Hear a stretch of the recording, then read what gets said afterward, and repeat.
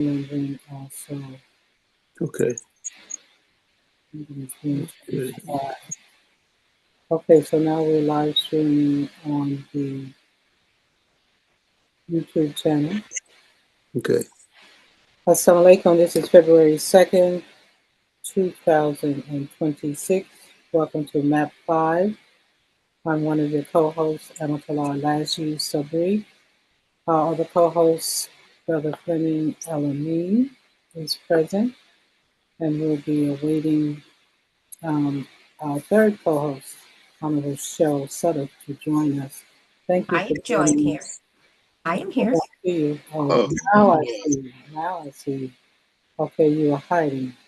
Okay. So I'm going to ask Brother Fleming, would you open up for us with a dua? Thank you very much, and walaikum assalam. If you would, brothers and sisters, let's take our prayer position. A'udhu billahi minash shaitanir rajim. Bismillahir rahmanir rahim. Alhamdulillahi rabbil alamin. Ar-Rahmanir Rahim. Maliki yawmiddin. إياك نعبد وإياك نستعين اهدنا الصراط المستقيم صراط الذين أنعمت عليهم غير المغضوب عليهم ولا الضالين آمين. Amen. Thank you, Brother Fleming. Brother Fleming is the current president of the American Coalition for Good Governance. The Honorable Cheryl Sudduth is the board director for the West Contra Costa County Water Board in California, Contra Costa County, California. And Amatullah Alaji-Sabrie, myself, I am the secretary for Like-Minded People for Social Justice and the Recognition of One Humanity. We are your co-hosts for MAP5. Our honored guest today, continuing with our examination of Muslim identity and American identity by looking at the Quranic foundations that underpinned our Muslim American citizenship. Leading us in this study is Imam Muhammad Abdullah Ali, who has written on this topic, and we're going through his document that he has presented for us to follow. So this is it is the third session, the second one where we will be examining the document more and the concepts that the Imam is presenting. And he will continue, inshallah, the next presentation in March, on March 16th. So make sure you make a note of that and do the assignments, inshallah, because he's promised to hold us to doing the assignments. First, though, we like to break the ice around here, and that may not be a welcome idea from our brothers and sisters on the East Coast and in all those freezing areas. But it's just a term of art that we use in terms of opening it up, making sure everyone is relaxed and ready to start when we get into the deep dive. So, Honorable Cheryl Sudduth, we want to lead us in the breaking the ice. Assalamu alaikum. Wa alaikum assalam.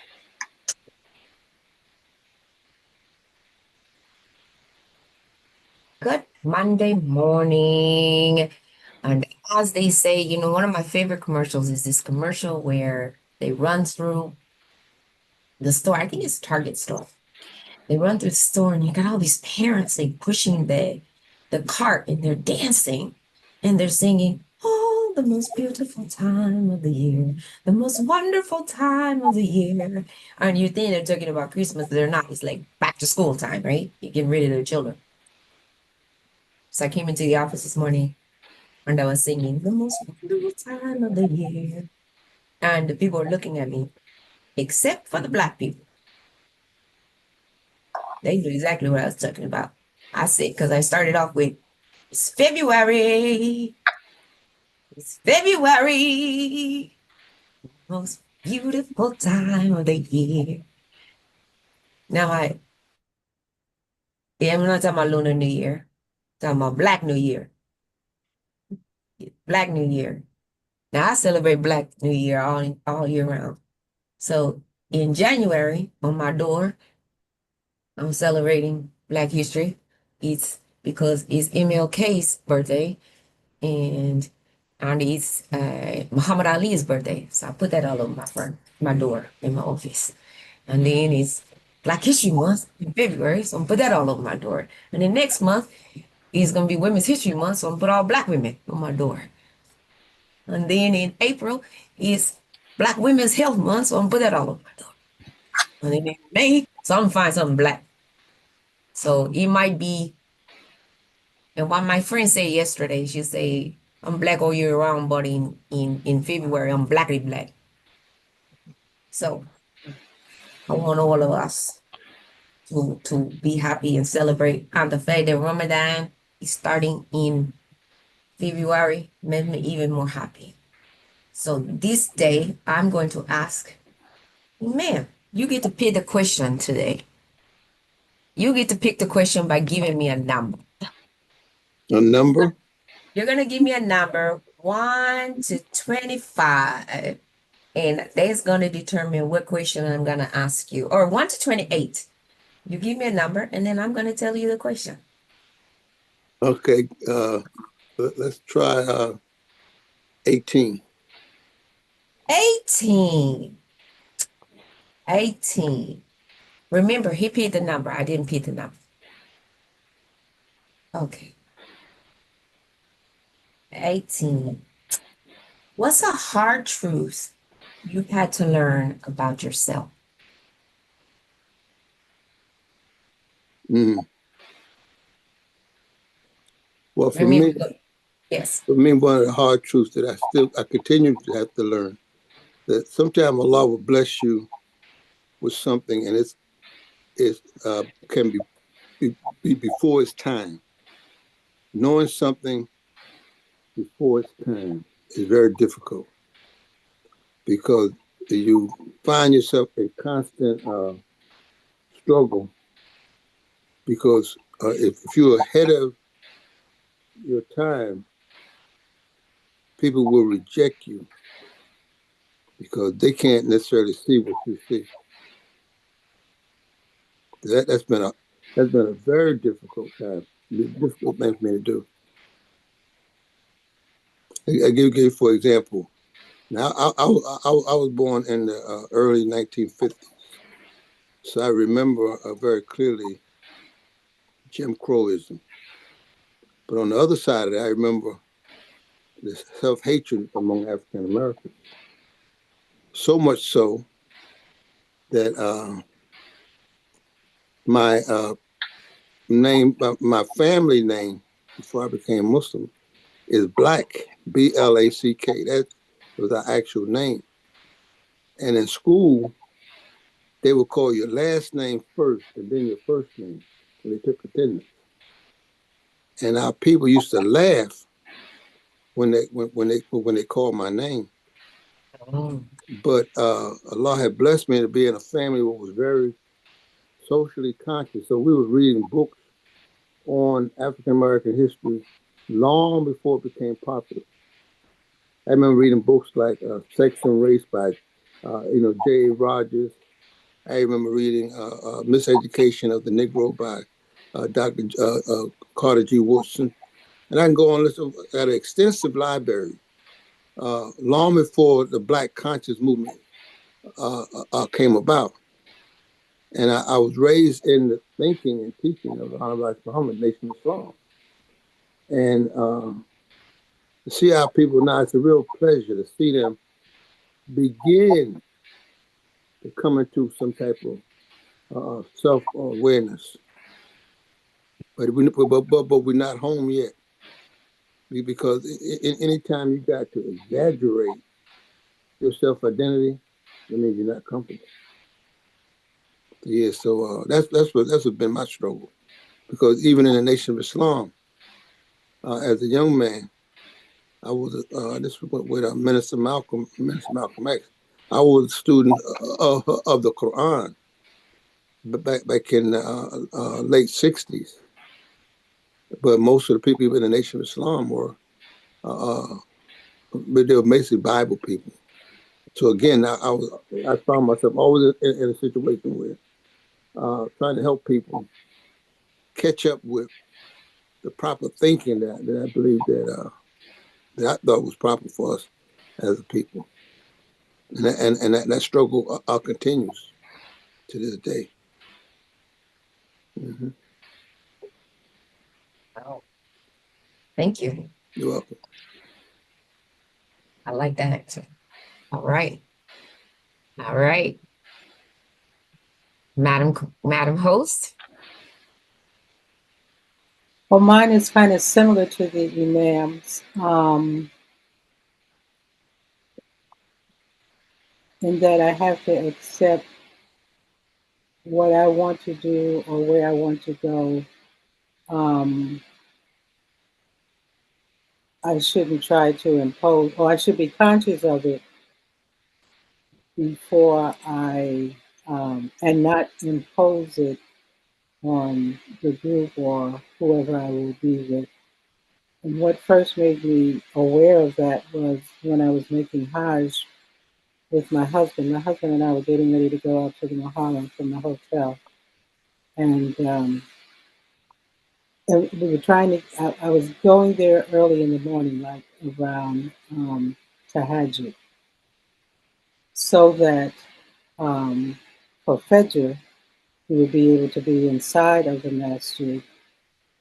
And if we wanted to stay inside before the Juma, we would at least have a position. Because if you come um, after the call to prayer, you can forget it. You're going to be out. You will be outside on that marble flooring. So, so when I was leaving the room, um, one sister said, "Oh, where are you going?" I said, "Well, Haji and I we're going to go to the masjid." "Oh, can I go with you?" And so before I knew it, it was like 4 or 5 of us who had been traveling together, and my husband. Actually, it was 4 of us and my husband. And he rolled his eyes at me when he saw me because he was like, "I thought that we were going." So now he knows he has the responsibility of this group of sisters. And when he had made Hajj previously, he had been in a situation where a group of sisters just, almost had to pull his hair out. Anyway, so we go, we get inside, everything is good, make tawaf, make prayer, reading Quran. Fajr comes in, everything is, um, no, I'm sorry, let me back up. When we're going in, a sister who was with the group, she starts like she's having an anxiety attack. And so we're like, "You okay?" And she's like, "Ah, ah, ah, I don't like crowds." And I'm like, in my mind, the first thing in my mind is, "You don't like crowds. You are on the Hajj. How can you have claustrophobia and you are on that?" I didn't say this to her, You but that thought was it. going through my mind. And I'm like, why are you just telling us now that you don't like crowds? Right. Because even as early as it was, um, it wasn't like we just walk on into the next. It was a gathering, and we had to go through folks to get inside. And so that situation is more to that story, but it was just, um, I won't say use a word. It was a trial. It was a challenge. It was definitely probably the challenge for me.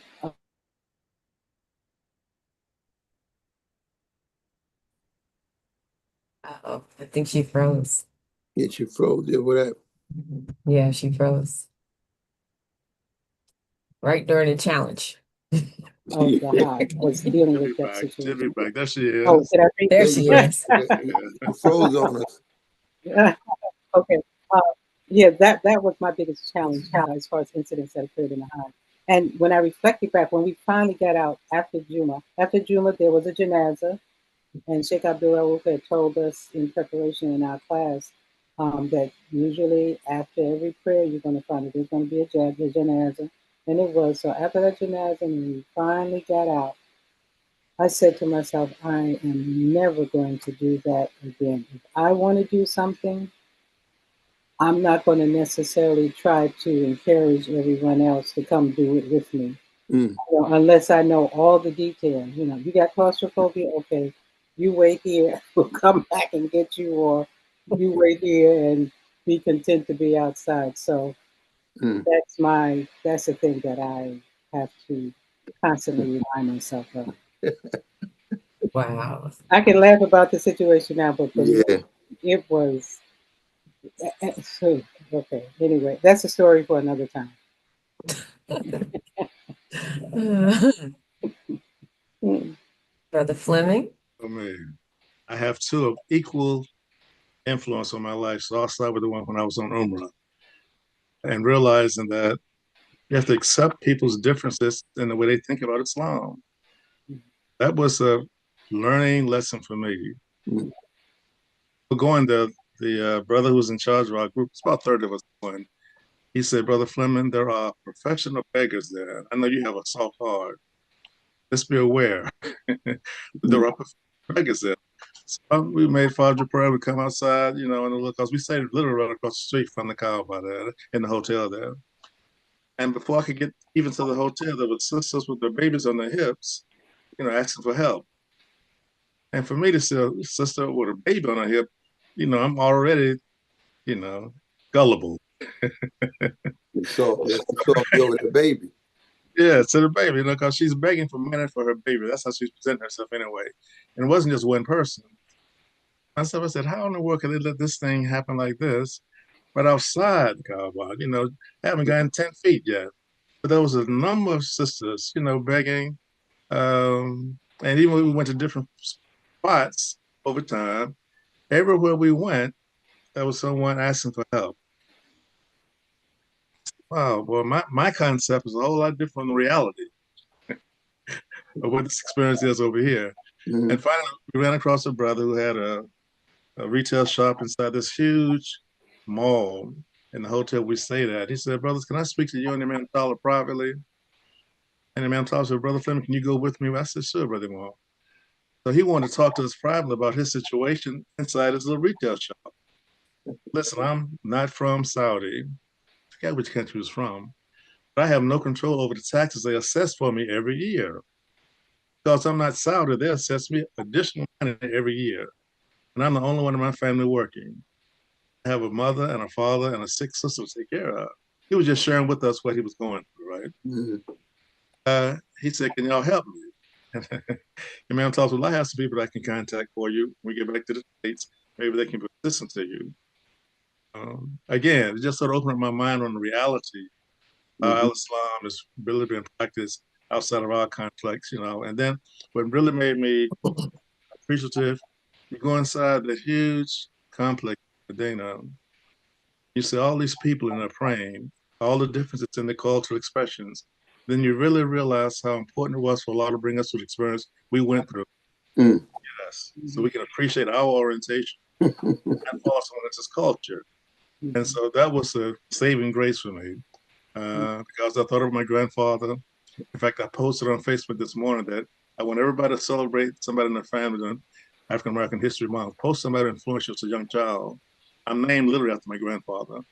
And he gave me my first job when I was about 8 years old, working as a clerk in his grocery store. So he was always my hero outside my mom and dad very early. So I posted this picture and said a few comments about my grandfather's influence in my life. And I encourage other people to do the same thing. Celebrate someone within your family who made a difference in your life, in your reality today, inshallah. All right, I've said enough. Yeah, that's good. Yeah. Oh, dear, wow, that is really good. Yeah, that's African American History Month. Yes, sir. And we all got our heroes. Yes. Yes. They may not be in the books, but they're in the book of your life. Right. Yes. I mean, So important. I say about my mother Yes. that way. Yes. She was always, she's one of these ones who started out with Garvey, and she was always black conscious. You know what I mean? She was determined to have her children know their history. Our house was full of books on different things, and I had a chance to meet. I don't know whether you ever heard of him. Is Michael Michaud. He Oh, owned a book. yeah. Yes. Yeah. He That's owned what a the bookstore. history, Michelle Yeah, yeah, bookstore. right. Yeah, I used to go down there a lot because my mother knew him, and I Mm-hmm. guess that was her way of making sure I wasn't running the streets in Mm-hmm. Harlem. And he always had these different books for me to read. Yeah. So praise be to Allah. Praise be to That was a, Yeah. that was a But key. my So, mother was I love motivated though. in that She said, bookstore too. That was a key. Yeah, that's it. it is. So I'm going to answer quickly, but then I want to see if you want to have anybody else answer before we move on to the presentation because it's already 10:30. And I'm just going to say I think the hardest truth for me has been about myself is that people don't always see you the way you see yourself. And there is a very, there's like a, there's a really, really hard thing. And my daughter reminds me of this often. She's like, yes, mom, but everybody's not like this. Everybody's not like you, mom. And, or not everybody says this, mom. Or not everybody thinks this way, mom. And, or I don't think people see this way, mom. And so a lot of times just checking and making sure. And there was someone who said something to me almost 2 weeks ago.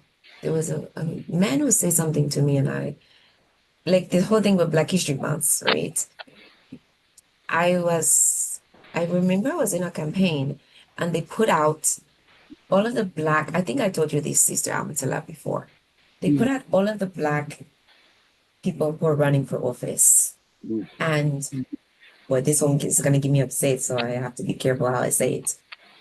And I wasn't on the list. And I was, I was kind of upset about it.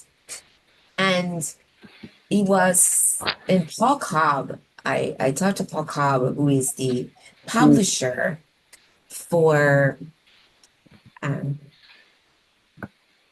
one of the biggest Black publishers here in California. And he also sits on the board of the national Black publishers in the country. And he said, why do you mean you're not on the list? And I said, yes, I wasn't on the list. So he called the woman who was the current president of their Black journalists association. And she said to him, she said, oh, I thought, I didn't think she was Black. I thought she was Latina. And he like went off. Paul Cobb loves me. It's like a father figure for me. And he said, and he said, she's as Black as you and I. And he said, you're showing your ignorance right now. He said, you're showing your ignorance right now, and you're showing, as a journalist, we're supposed to be better than this. We're supposed to be well bred, well read, well understood, well educated, and to understand that, what the African diaspora looks like, what the Black diaspora looks like, the people from the Caribbean, South America, Central America, they're just as Black as, as Black Americans. So he went into this whole educational mode. And I think this is why I say I think the hardest thing for me is have to continue to educate Black Americans on what Black really means. And to accept that there's a lot of people in Black who don't understand what what that entails, and to accept that people don't see, that their eyes don't see or understand that same thing. So, yeah. Not to be seen the same way you see yourself. That's a hard truth or reality sometimes. So that's it. Okay. All right. Let's go. That's good. That's very good. Well, you know what? That point is a good pivot point, ma'am. Muhammad and myself, we were talking, and ma'am, I'm going to refer to in our conversation when we were talking about Mhm. um, Muslim identity, American identity, and as background for the rest of the participants, I had asked or posed a question as far as um, examining why we see this. The man had used the word apathy um, in terms of connection from our community members. And when I say our community members, I'm speaking about those who are in the Association of Imam Muhammad. But this also applies to the broader African American community. Also, different programs that I may look at, or different social media outlets that I might be subscribed to. I've been hearing this recurring thought or reading. Actually, what made me think about that part was in the Atlantic magazine this month, apparently, um, I got a summary of an article that they have in this month's edition about the Equal Justice Initiative and the museum that they have established. They have 3 museum sites they've established in Montgomery, Alabama. And they were talking about this one that um, documents the, the system of oppression that our folks have undergone, the lynchings and whatnot that occurred.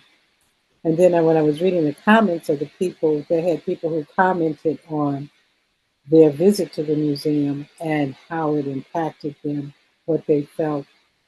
Um, One key things from the comments that I took, one, the author had said that Brian Stevens indicated that, and I think this is a good concept because this is another point that the man and I talked about, that they are privately funded.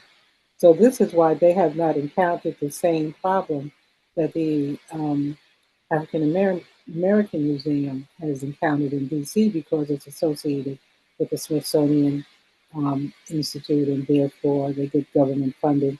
So this is why the current administration could come down on them. But the EJI museums, being privately funded, they don't have to curtail their presentation based on purse strings being pulled. That's why I think it's always important that we follow the money. And then the other thing, in one of the comments, um, a person had said, "So much for," and I'm paraphrasing, I don't remember the exact words, "so much for the 250th anniversary," alluding to we still don't have full rights, even though they are encouraging us to celebrate the 250th anniversary of the founding of this nation.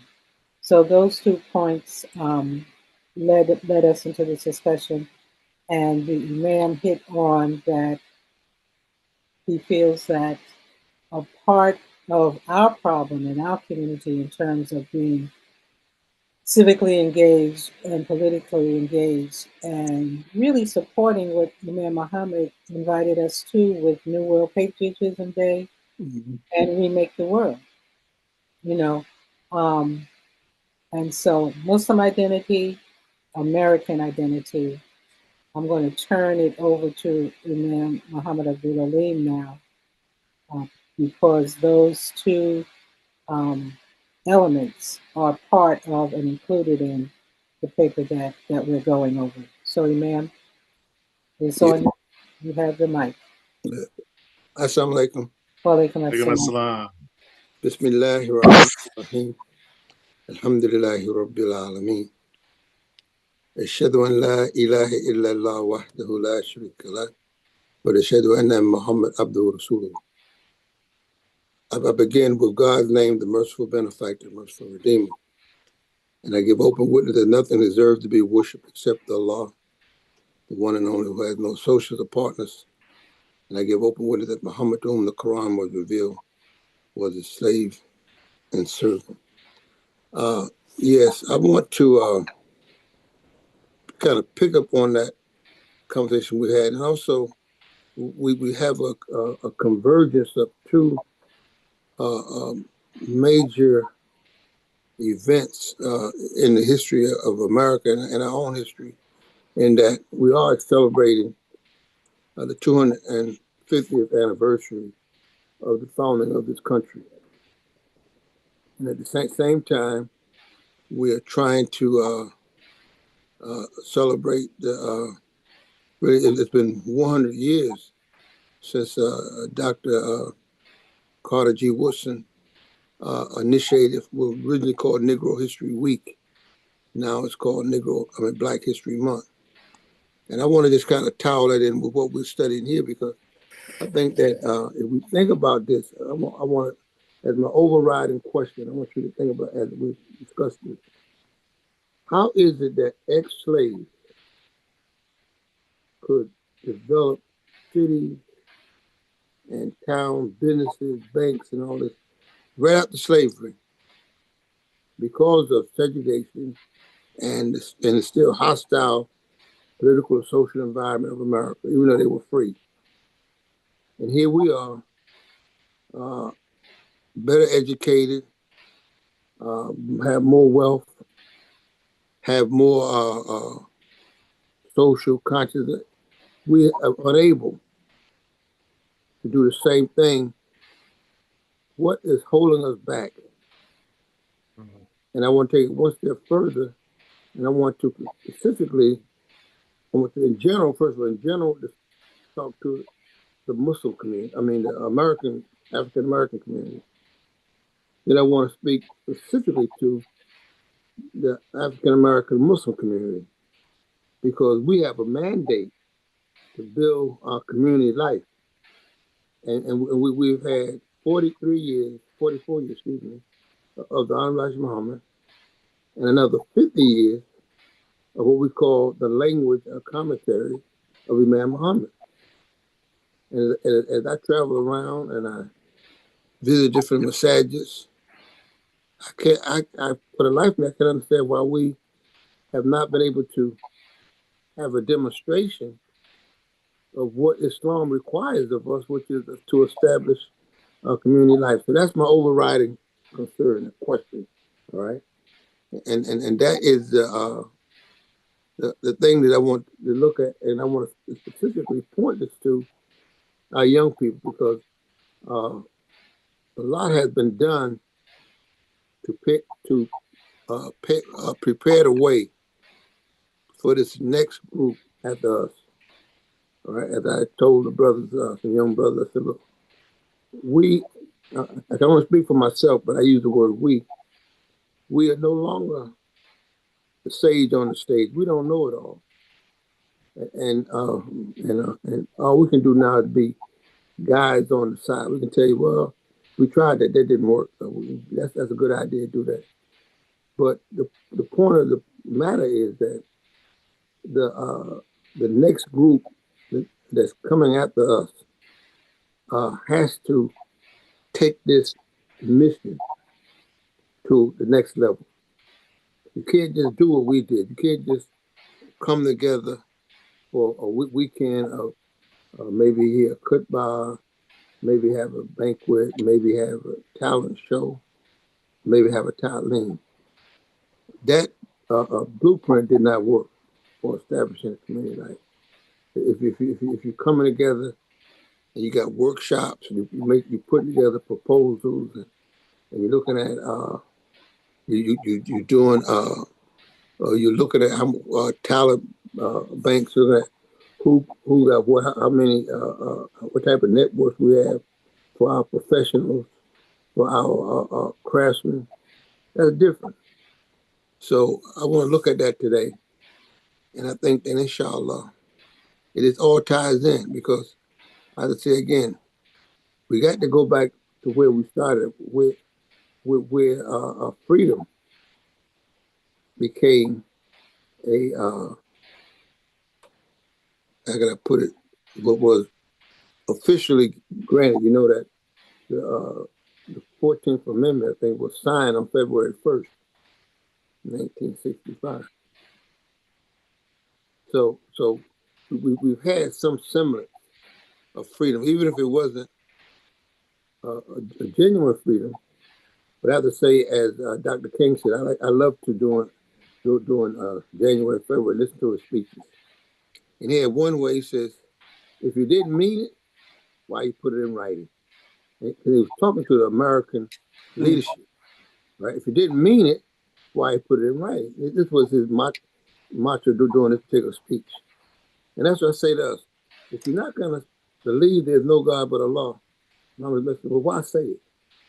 If you got other gods in your life that's keeping you back from fulfilling your human potential, why you say it? And here we're coming up to Ramadan, and you see a whole expression of Muslims who you haven't seen them since last Ramadan. And they come out now, and they, everybody want to be part of the iftars, and you can't wait to eat al-fitr. Like you're going to a culture, extravaganza. And most times you look at another culture that's not even yours. That tells us a lot. So I want to, I said, I'm basically addressing it to the young people because, see, I don't think that many of you understand that to get to the next level, it must be sacrificed. You're not going to establish nothing in America. I don't care what the law says, but if you're not willing to sacrifice to make it a reality, right? If here we are, no, I can't say you, we all of us. We got more professional people, doctors, lawyers, engineers, experts, and everything. But we can't come together and have one Chinatown, Korean town, Jew town, whatever. And so our children, every group that's come up in the last 50 years, maybe 100 years now, have had the same problem. That problem is we neglect the fundamentals until it's time for us to raise our children. Then we want an Islamic school. Well, if you haven't built any schools, they're not going to come out of the war. Somebody got to pay the price. And I don't mean just in terms of dollars. I'm talking, they got to make that sacrifice of having high quality schools so that people will want to put their children in a Muslim school, in an African American Muslim school in particular. All right. If you don't do that, they're not going to come up. Somebody's not going to do it. All right. Because in all honesty, even if it's a Muslim school not ran by African Americans, your child is still going to have a sense of inferiority because you may not have the same cultural sensitivity that they have. So I wanted to talk about it today. See, I say again that, see, we are at a junction between our American identity and that struggle and our Muslim identity and that struggle. But that means that we at a unique time in history, all right? We're at a unique time. Our belief system now is not confused with the mythological concept of the Nation of Islam, but we're no longer there. We respect that, and with the stage in our development, we don't. We're not ashamed of it, all right? Because I give you why I say that. If you look at the last millennium, the last century, like the 20th century, And if I ask you to name 5 outstanding leaders of that time, obviously you'll say Dr. King. Some may even say his student like Jesse Jackson and Andrew Young. And many people will, most people will say, will say Malcolm X. They'll say Muhammad Ali. They may even say Minister Farrakhan. They may say, if they're part of associated Imam W. Muhammad, they'll say Imam W. Muhammad. But there's a tendency, I find, even among those who came through the Nation of Islam, to give credit where credit is due. Most of the people that I've mentioned, if not all of them, some way was affected by, influenced by the Honorable Elijah Muhammad. And I submit to you that until we are comfortable with that and part of our history, because there was no one, as far as I know, and I've studied a lot of things about African American history, to show you the hypocrisy even of this month. At the end of 1960, it was 1960. Yeah. But anyway, Reader's Digest had an article. I still got the magazine for it, right? It said the boldest, they said, and I think they used the word boldest or baddest, something like that, black man in America, black leader in America. And they said Elijah Muhammad. But yet now, when we have African American History Month, he's all they mentioned. Whether you agree with his theology or not, see, to be truthful to the historical evolution, I'm not talking about what other people got to do. We got to be able to give, we got to stand for truth wherever it comes from. I'm not saying you got to love the Honorable Elijah Muhammad, you got to follow him, no. But his influence even, I listened to some of the speeches of Dr. King, and I saw where he was even influenced by the Honorable Elijah Muhammad in terms of the boldness to break the psychological barrier to get us to move in a direction of do for self. That credit goes to him. And whether we like it or not, let's be truthful. That's all. We don't ask you to no. We're not saying he was the best Muslim. We're not saying his theology didn't have any problem. No. But I still don't change the fact that he set us on a course that helped get the whole African American community out of the fear. We feared even our freedom, and we were more concerned about being accepted by the society than we were being accepted by God.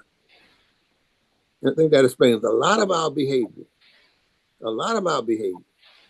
because the ones that we chose for leadership had to be bad niggas. They had to, excuse me for using that word, but I know, but you got to call the fruit what it is.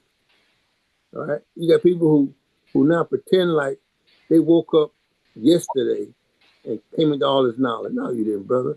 See, again, I was a young man, but I was wide awake. I saw the fear that a lot of our brothers now who are big leaders, both in Islam and in the general African American community, now got more courage because it traces back to that little man who stood up at a time when they were lynching African Americans. You talk too tough, they're lynching.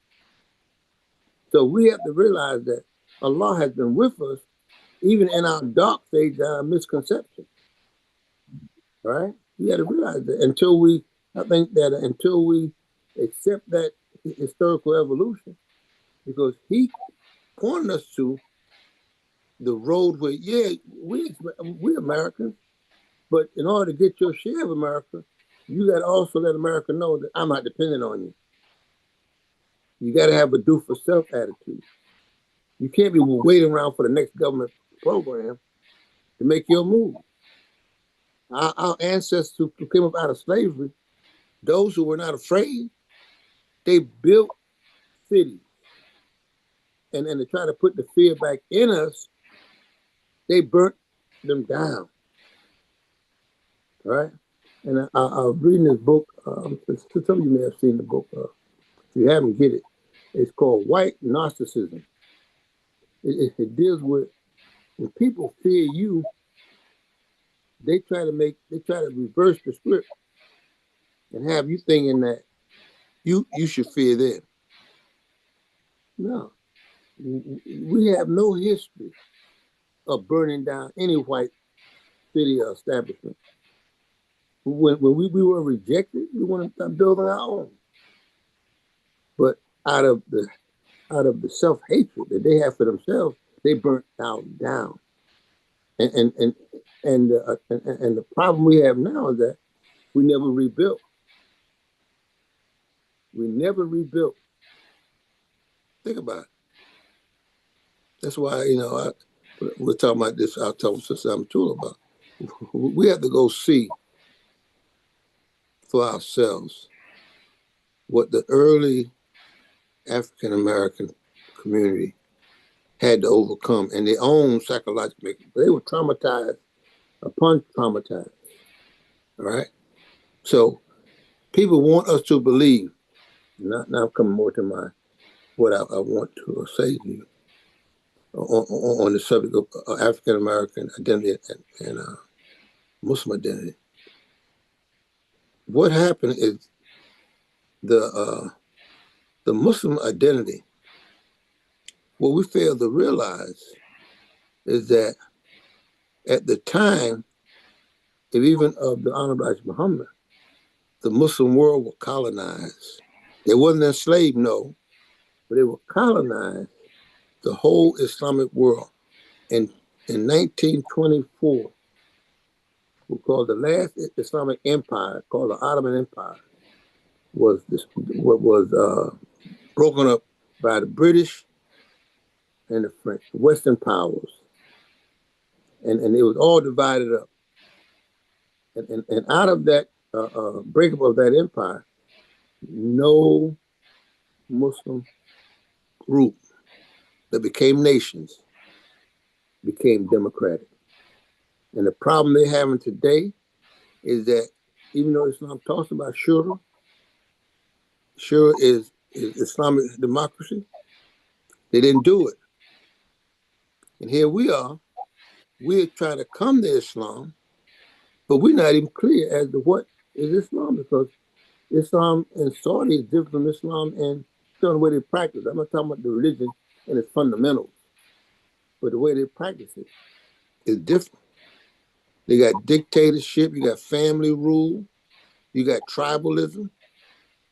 See, if we're going to make a difference and as American Muslims, right, who have come up from slavery, we're not going to accept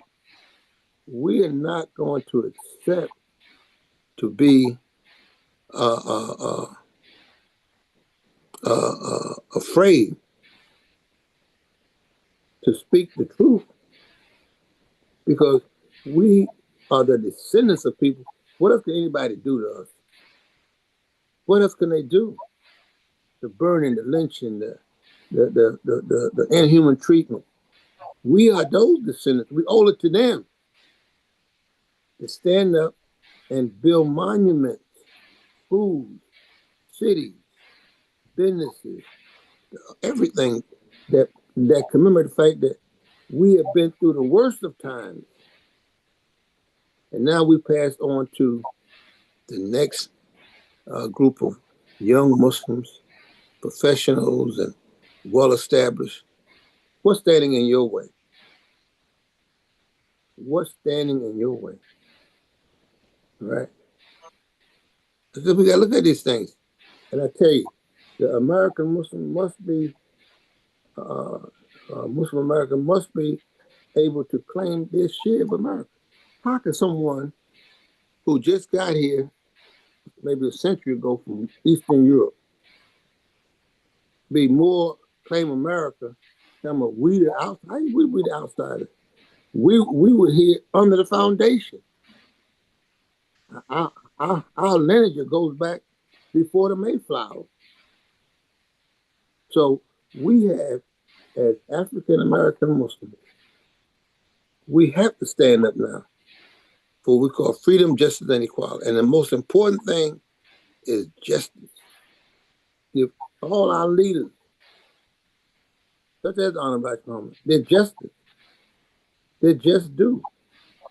When you think about it, you got to think, say, man, look, these people got more now than our ancestors ever could imagine. I was telling some young students, I said, look, you guys won't, you come to school with your cell phone, your smartphone, and no books.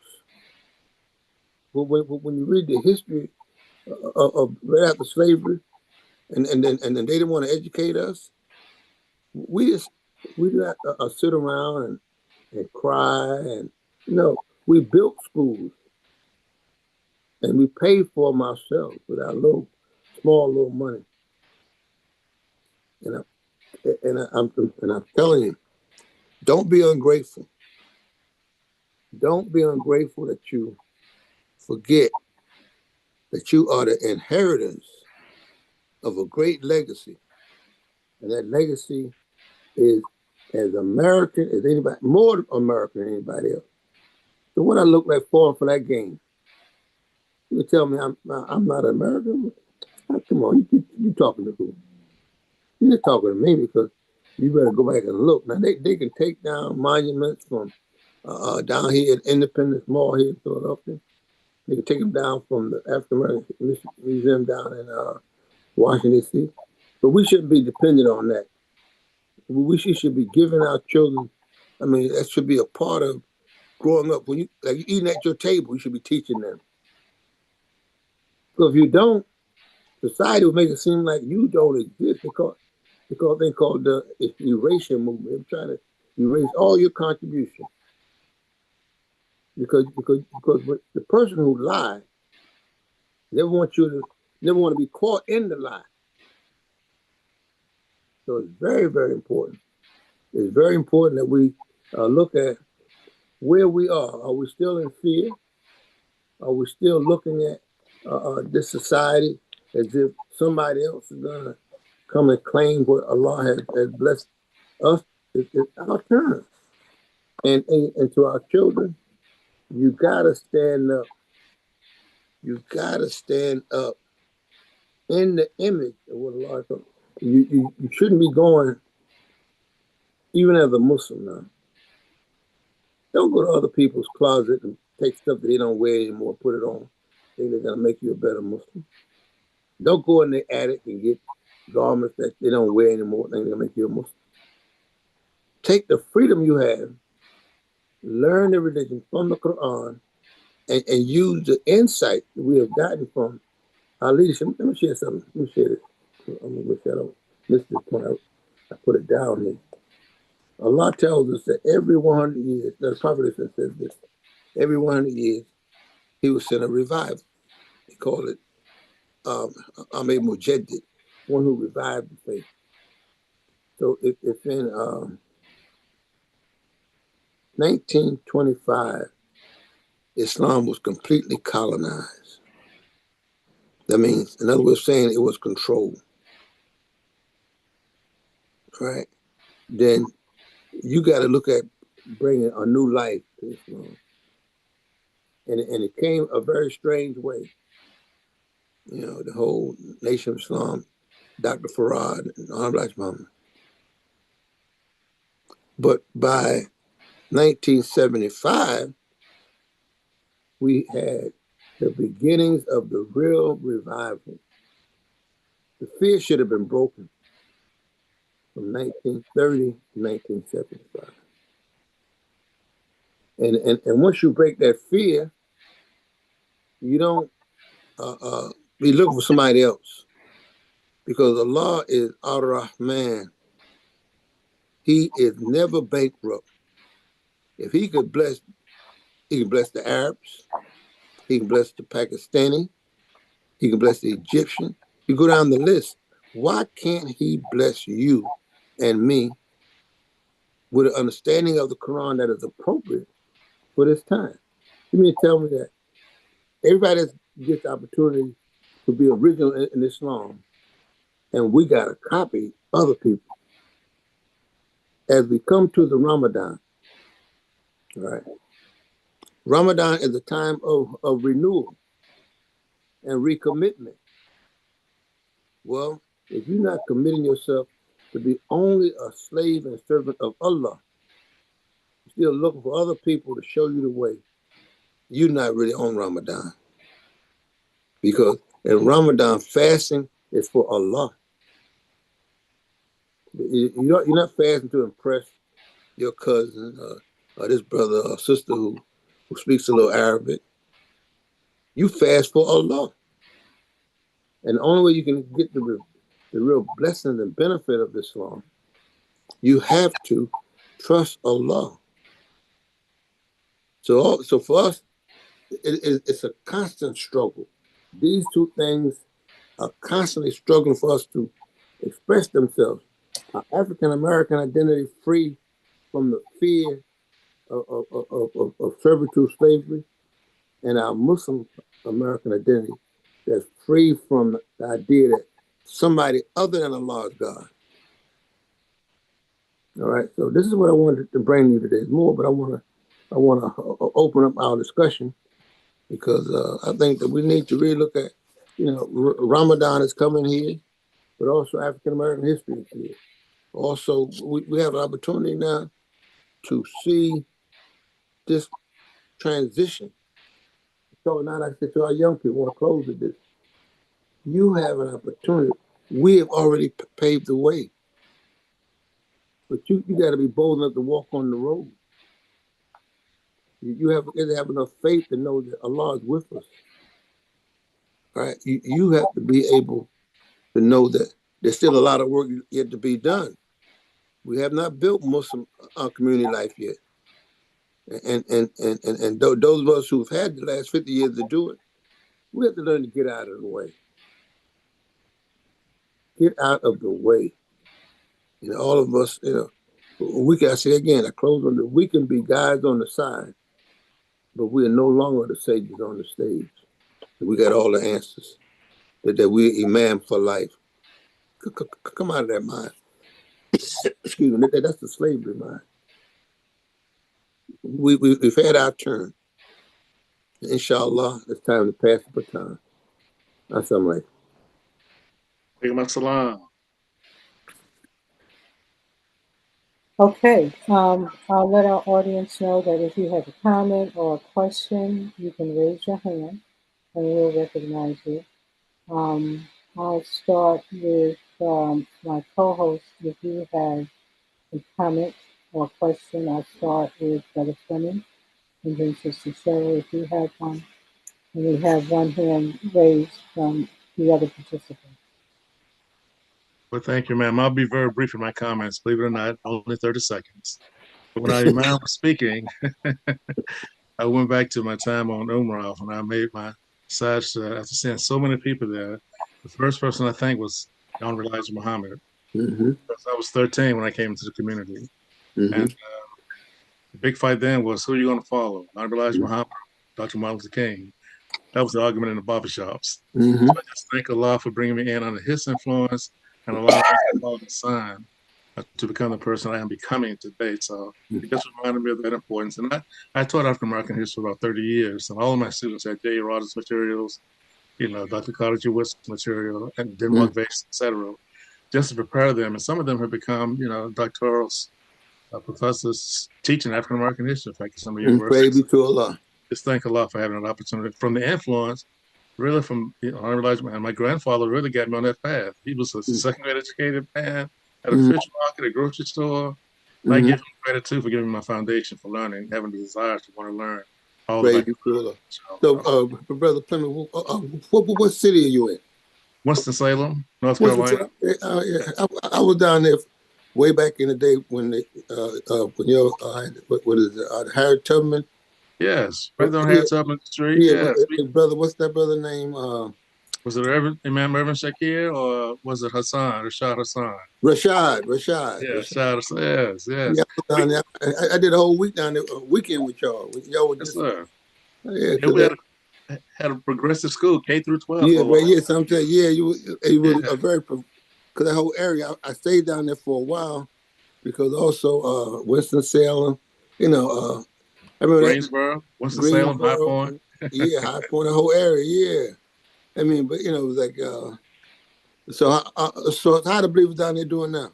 Alhamdulillah. I think Allah's blessed us. You know, there are 4 Islamic communities now in the city when it used to be just us. Right, yes, right, yeah. There's- I'm gonna tell you something, always, Brother Freeman.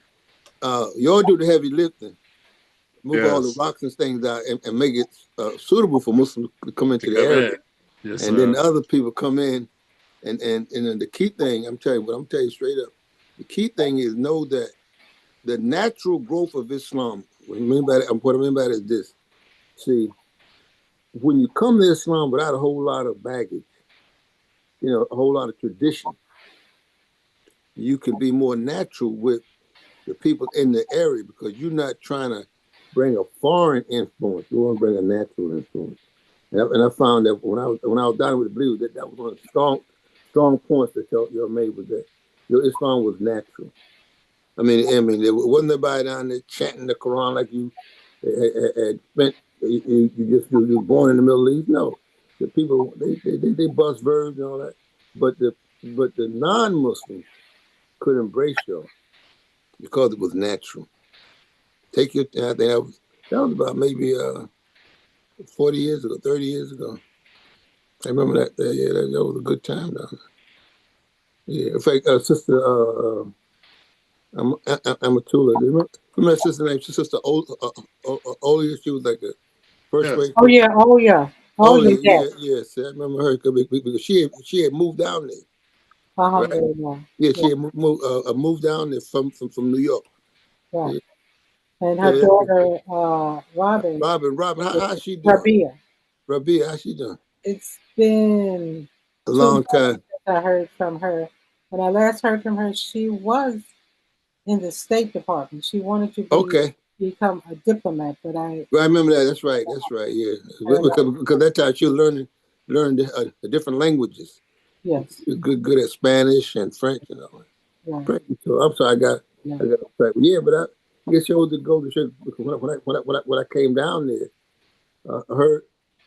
her mother was down there, her grandmother. So always was a grandmother.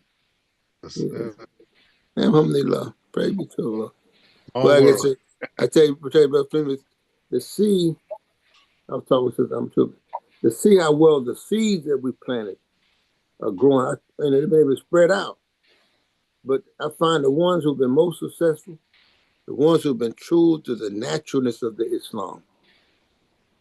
They didn't lose their identity during the transition. You got to keep your roots, otherwise your tree will fall down. That's right. It'd be rotten. And for the at least a little wind will blow it down. Blow it right down. Yes, sir. Right. Cause I remember those brothers. There was a group of brothers in that area. High Point, Winston Salem. What other cities?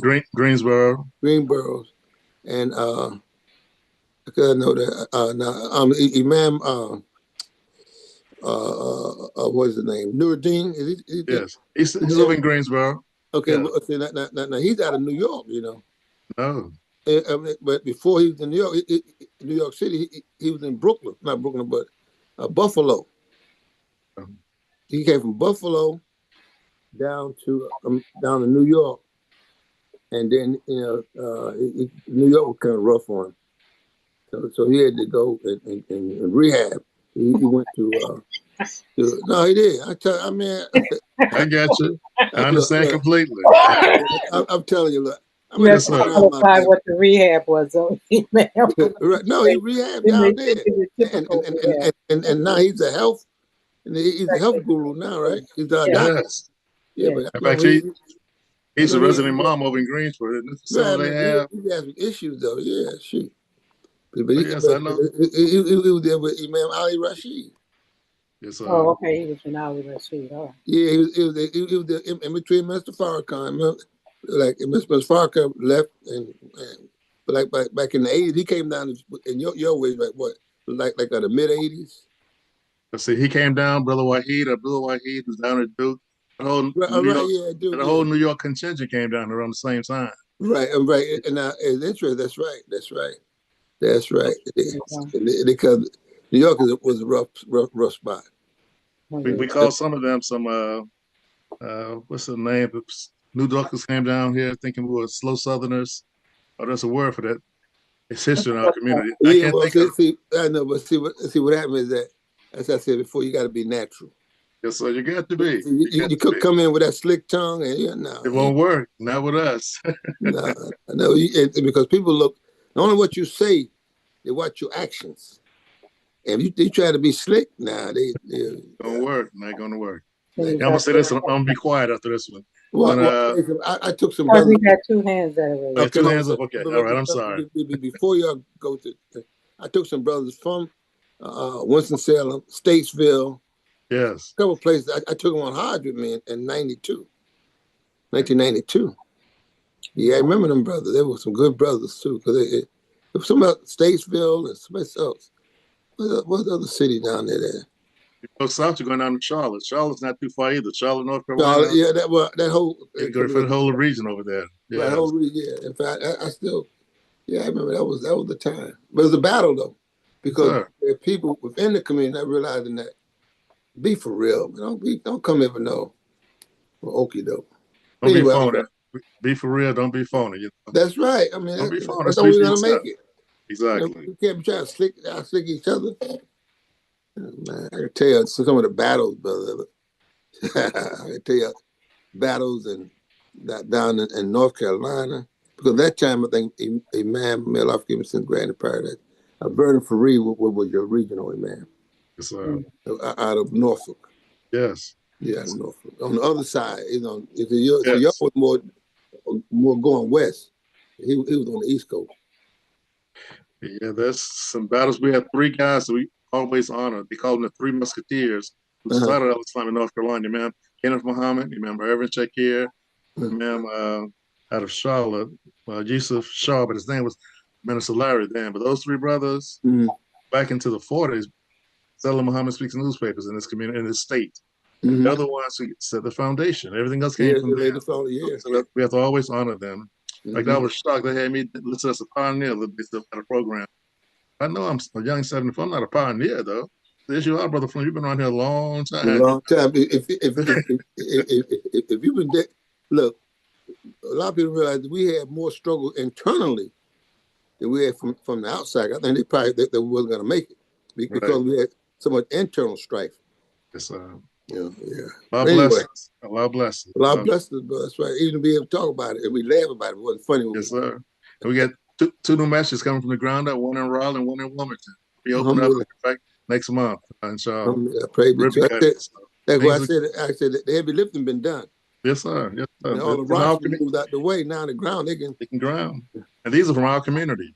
Yeah, pray they're both by the grace of Allah, But I'm gonna stop because we got people with their hands raised. Inshallah. We talk another time. Yeah, inshallah. It's very interesting. Yeah. So before that, Honorable Cheryl, do you have a comment or a question on what the man has spoken on thus far? I'm sitting over here lost. I don't know what they're talking about. Okay. Well, my history doesn't go back that far. So I'm sitting over here soaking it in and trying to catch up. But I'm enjoying it. So Okay, alhamdulillah. So first, Muhammad Sharif, you had your hand up. Please unmute yourself if you have a comment or a question. Yeah, assalamu alaikum. How you doing, bro? I'm doing fine. Praise be to Allah. I think one of the things we have a fear, a psychological thing can happen to you. You may not be aware of it, and that is we built up those towns and it left the psychological effect in you. If you build up towns again, we are coming to destroy them again. So that's part of what's holding up why we can't build up our cities and towns anymore, because it said that if you do it, we'll do it again. Well, And then that's why I think, Brother Muhammad, I think I told you this on other shows, that if you read a couple things I want to go through on that, I want to elaborate on. See, a person who can only tear down things and try to put fear in you. Remember now, in the Surah Nur, the 24th chapter of the Quran, Allah said that He promised us that He would remove the fear out of us, but we have to believe in Him exclusively. See, remember now, the whole slave making process was to make a slave fear the consequences of trying to be free of being his own man. So each time a slave would accomplish something, not just the cities and towns they built, but any item they wanted to get a patent. So that's why I say, but for us now, we have to learn. And since this is Ramadan, you got to read the Quran with the type of commitment that this is the word of God, and I'm gonna trust that word until we get to where God wants us to be. That's what's wrong with us. See, we got too many small gods in our lives. We call them ilahas. But when you say there's no God except the God, you're gonna be tested. All right. And if you get knocked down, you gotta get back up. If you get pushed put to the side, you got to stay in the struggle. That's why for the next group come behind us, they have to have faith unwavering. Because you look at the example of the believers of Prophet Muhammad Sallam, he was unwavering. They were willing to put their lives on the line. And see, and where we're at today is that we're not as committed to putting our lives on the line as they were. In fact, I don't even have to go back that far. I don't go back that far. We wasn't as committed to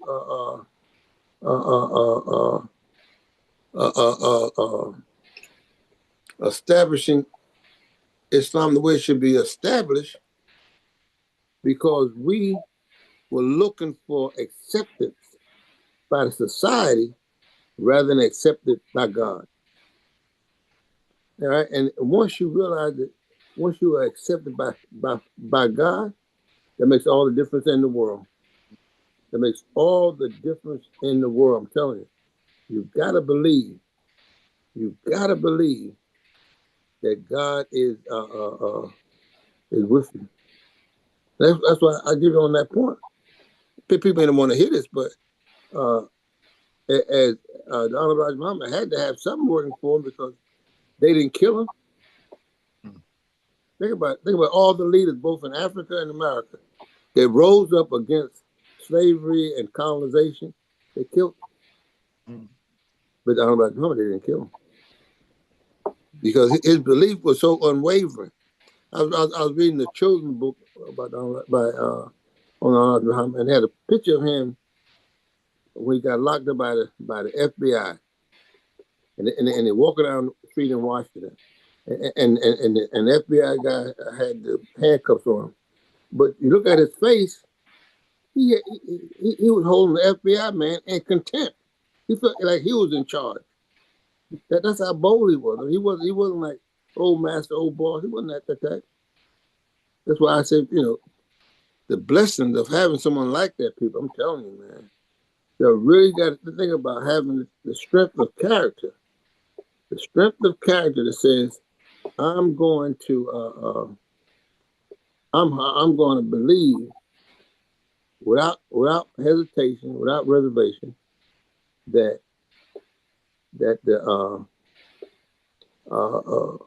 God is His only answer, and I'm put my complete trust in Him, and I'm gonna demonstrate that by it's like you see a little child, he builds something up, and another little child comes and knock it down. What do? Did he start crying? No, he builds it back up. Yeah, that the fear is the thing that we dealt with that last time.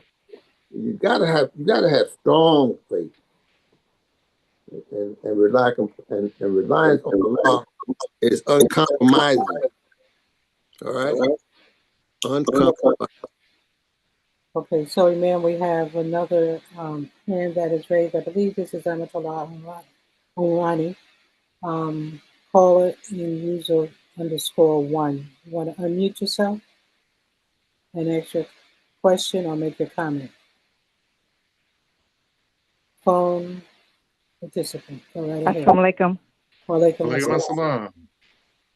assalam. Okay, and again, thank everybody that contributed to bring the program to us. My question has to do with a statement that was made earlier by Imam regarding the older people getting out of the way, and actually, I guess it's not a question as much as the sentiment is 100% accepted and received. I'm just wondering if there is a different way that we can phrase it so that it'll be saying the same thing but a little bit more positive rather than getting out of the way. I don't know. Are you understanding? I understand what you're I'm saying. saying? Yes, and maybe actually you're correct. I could phrase that different way, but the reason why I said that, I'm explaining that though. What I've seen throughout our community as I travel around, the believers are ready to go. Right? When I say ready to go, is that many times the community hasn't moved in the last 50 years. They just, they have a little place that they meet for the masjid, no school, no businesses. And a lot of that goes back to leadership. A lot of that goes to leadership. So what I'm saying is that we are losing our next group of believers because many of us older people, myself included, want to stay on the roster, mainly the imams. I'm talking to the imams right now. Rather than say, okay, look, we've had our time. The last 50 years, our job was to do the heavy lifting, get the rocks out the way so that we can build our community life, right? Our children, in many cases, many people have lost their children because children want to be around other young people. And if too many massages, if you look at I'll put it even closer. If you look at a picture of the 50th, that they were at the masjid that I'm the imam emeritus over. I'm not the brother imam anymore. Got a younger brother, because we have to see what we made the sacrifice for, and that's where you got most of our younger people, our children and their children, they're better educated. They got more of the global. We all talk about going on Hajj. Think about it. How many of us went on Hajj before 75? Think about it. So what I mean, get out of the way, is that we have to give the young people, while we are competent. See, another thing you have to keep in mind too is that I know a number of good believers that have gotten Alzheimer's and dementia. All right, and then nobody left to help guide the people because Yes, sir. I'm sorry. Go ahead. They stayed in the leadership too long. Anyway, go ahead. What are you gonna say?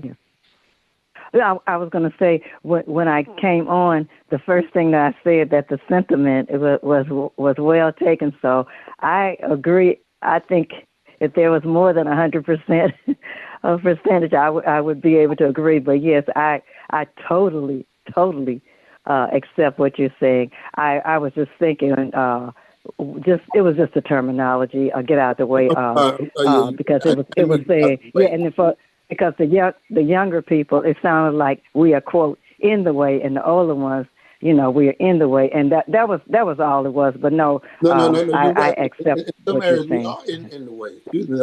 No, some areas we are in Okay. the way. You figure, look, All right. like I give for example myself. I was a teacher in the Muhammad University in New York in 1975. But before that, I was a student of the Quran with Malcolm's ex secretary brother named Maceo Aziz. So I studied the Quran in the late '60s.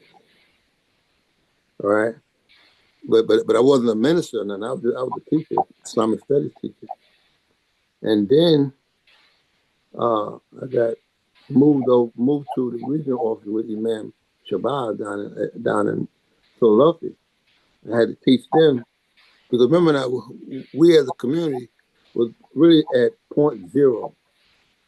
We was at point zero, meaning what, that all that we knew prior in terms of the commentary, not commentary, or we call it the teaching. We had to put that to the side so we could learn almost from scratch. Now, there are imams. They went from being ministers to imams, but in their thinking, they didn't transition. If you have a copy of the document, there's a part in there where I talk a lot about shura. You got to have a situation where everybody can contribute, and at some point, you got to be able to step aside and let younger people have their opportunity to grow and make their mistakes. If you don't do that, we have too many massages where the imam barely knows al-Fatiha. He hasn't really studied the commentary of the imam at any length. And as a result, our communities are getting older without being refreshed by new blood. That's what I'm talking about. All right, it's too much of that. I mean, you got to be willing, for the sake of the mission, to step aside. All right, so I don't want to insult anybody, but yeah, we got to be able to realize that our time has look. From a 75 to 25 is 50 years. I mean, one brother said to me, "What you gonna do different than what you did before?" I realized that he was right. I said, "Well, yeah, you're right. I'm not gonna do anything different because I'm trying to teach y'all the Quran, and some of you still don't want to know it, so I have to wait." All right. Okay. I'm sorry. Go ahead. Make it quick, please, Amatullah. Okay, then. I appreciate that the explanation, and I really want us to start, bringing young people in first to work along with the people that are in the position, and then to move, and then to move on the side. And I realized that I was probably from the position of a mothering, nurturing person, so I would have said it differently. And I said while he was talking, that maybe some of the people do need to just be told, just get on out the way now, just get out the way. So I didn't know there was no intent of insulting the people, but I think maybe I should use your language. That they should mentor the next generation of leaders. That may be a better way to put it. Because we need it bad. Thank you very much. I appreciate your explanation. Thank you. Okay, I want to get back to two things. Getting back to the document that you're working from, the digital for us, and then looking at chapter 2. I think kind of the key points that you brought out relate to the point that you made in your presentation. When you talked about the leadership principle, you referenced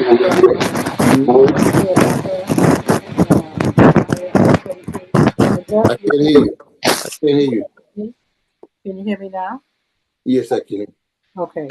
You reference in the Surah Baqarah, ayat 143, and thus we have made you a middle community that you will be witnesses over humanity, and the messenger will be a witness over you. Mm-hmm. And that's under the leadership principle. And then you go on to say that the word witnesses, shuhada, implies more than passive observation. And I think that's what the mission of MAP5 has been. We are encouraging all of us to not be passive observers in what's going on in our local, state, and national community. So I just wanted to draw people's attention to that. And you say Shahada implies more than passive observation. It means active testimony through word and deed. And that's what you have been encouraging us um, this morning. The middle community that ayat is addressing is a community that is balanced, not extremist in any direction, mediation, helping resolve conflicts between other groups, example, showing how different values can work together. And then you go on to the practical steps to overcome fear. So I draw our attention to that for us to review and to really think on it. And the next time in March, when we come to the session, to come with specific questions from the reading in the document, because under that leadership principle, I think is very important. You have 7 steps. Mm-hmm. You go to the global context of what you're talking about, Mm-hmm. and then the key takeaways for chapter 2. Um, you say, we the people and old humanity both assume universal human capacity for receiving guidance and making decisions. Number 2, universality, not tribalism, characterizes both Quranic and constitutional thinking at their best. Point 3, fear, and Muhammad Sharif mentioned this earlier, fear is the primary obstacle to effective Muslim civic engagement and must be overcome through proper understanding of divine support. Mm-hmm. The American project is unfinished. This is point 4. And when it talks about a more perfect union, creating space and need for Muslim participation. Point 5. Psychological transformation precedes political transformation. You must see yourself as a leader before you can lead effectively. Point 6. Integration doesn't require assimilation. You can maintain Islamic principles while working within American systems. Correct. Point 7. I want to hold you hold a second for a second. On that point, I want to make this point. I want to make clear on this point. See, once you know who you are, and see this, some of what I'm writing to the larger Muslim community, because we as African American Muslims have a unique contribution to make, and until we accept that, other communities will really take our a particular blessing. Let me explain what I mean by that. By us not having a clear understanding as who we are, we refer to ourselves as Black Muslims. That puts us at odds with all other Muslims all over the world, because no other Muslim community is identified by its color. The Turkish are not called white Muslims. The Syrians are not called white Muslims. The Africans are not called Black Muslims. We have to see ourselves as where we are. We are Muslim Americans and not allow ourselves to be tricked by the Satan into a color conscious mind, because Allah says, "Daliku kitab la rayba fi huda lil muttaqin." This is the book, and it is guidance without sure for those who are God conscious, not who are black conscious. See, if we're going to become the community that is true to what Allah wants, we have to be able to see that what we are saying and doing has universal application, because we are not here. We're not here to lead a black movement. We're here to lead the human liberation movement. And I mentioned this earlier when I talked about my early experience with the with our community, with our people. See, we were not denied our color in slavery. We were denied our humanity, and until we reclaim our humanity, this society and its satanic schemers will play us in a color conscious role, so other ethnic groups will hesitate to form alliances with us to deal with the problem that we all face. All right. I remember doing, for example, I remember doing COVID. I was a part of the Islamic Leadership Council for the United States. And we would meet to talk about some of the problems the different massages were having because of everybody was on lockdown. And one of the communities out in the Midwest, they was in Ohio. And they have a beautiful masjid out there.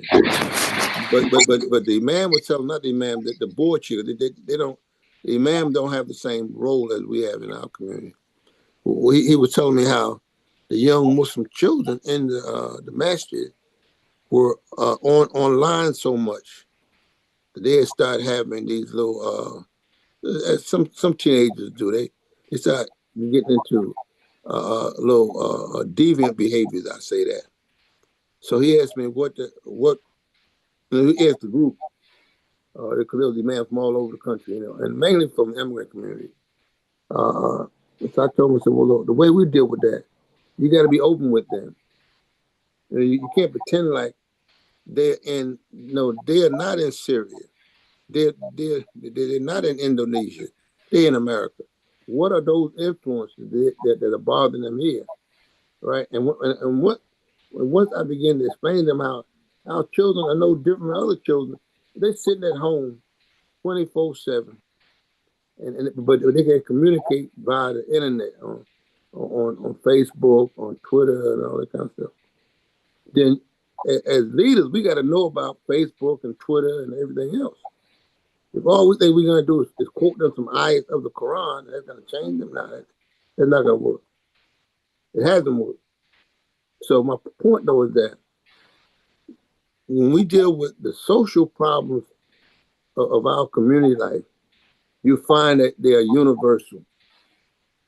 And since we have been the most infected by these social ills, if we speak from a universal position as leaders of the human liberation movement, they readily accept our guidance. If they don't accept our guidance, if we come only from the black, it's not going to work. We got to be those who are conscious of Allah, because that's how you can benefit from the guidance. Go ahead. I'm sorry, I want to bring that. Yes, so your final point actually goes to what you just said, that your civic engagement has global implications. Yes. For how Islam is understood and accepted worldwide. Mm-hmm. So I just draw our attention back to that. I'd like to go to the one that talks about psychological transformation. This is your point 5. Psychological transformation precedes political transformation. And just to go back and look at our community, you had the Honorable Elijah Muhammad. He's working on a psychological transformation to get us from the plantation to do for self. Then you have his son, Imam Warithuddin Muhammad, he's dealing with the psychological transformation. He has to deal with the plantation mentality and the mythological concepts in his father's leadership. Mm-hmm. And so he brings in an understanding, a redirection of our mind and thinking about what we were given, whatever hook it was that got us into the Nation of Islam. If it was freedom, justice, and equality, if it was do for self, if it was wake up, black man, black woman, this nationalistic approach, whatever it was that brought us in, whether it was a sincere um, longing for knowing who the creator is, what should I call the creator, who is this Allah? So you have many different mindsets and psychological conditions, and you deal with that in the paper too, dealing Mm-hmm. Yeah. with Mm-hmm. trauma Yeah. and how we reacted. And Well, let me say before we go. can I just continue this Go point? ahead. Can I just continue this point? Mm. When you were talking earlier, it made me reflect back on my own journey when you were talking about giving the respect that Elijah Muhammad, that his leadership did for us. I know for myself, before accepting to come into the nation, I had made a promise to myself that if this wasn't what they were saying, if this wasn't what they were saying when I'm joining, if it turns out to be like other organizations, I'm through with this whole, black movement, freedom, and all of that. So that when, because I will say, I really didn't contemplate Elijah Muhammad dying. I Mm. felt that we would be able to make the accomplishments that we needed to make with him being alive and us growing as a people. All right, so then but yet when I heard his son, I knew that that was what I wanted and what I had been looking for. Mm-hmm. Okay.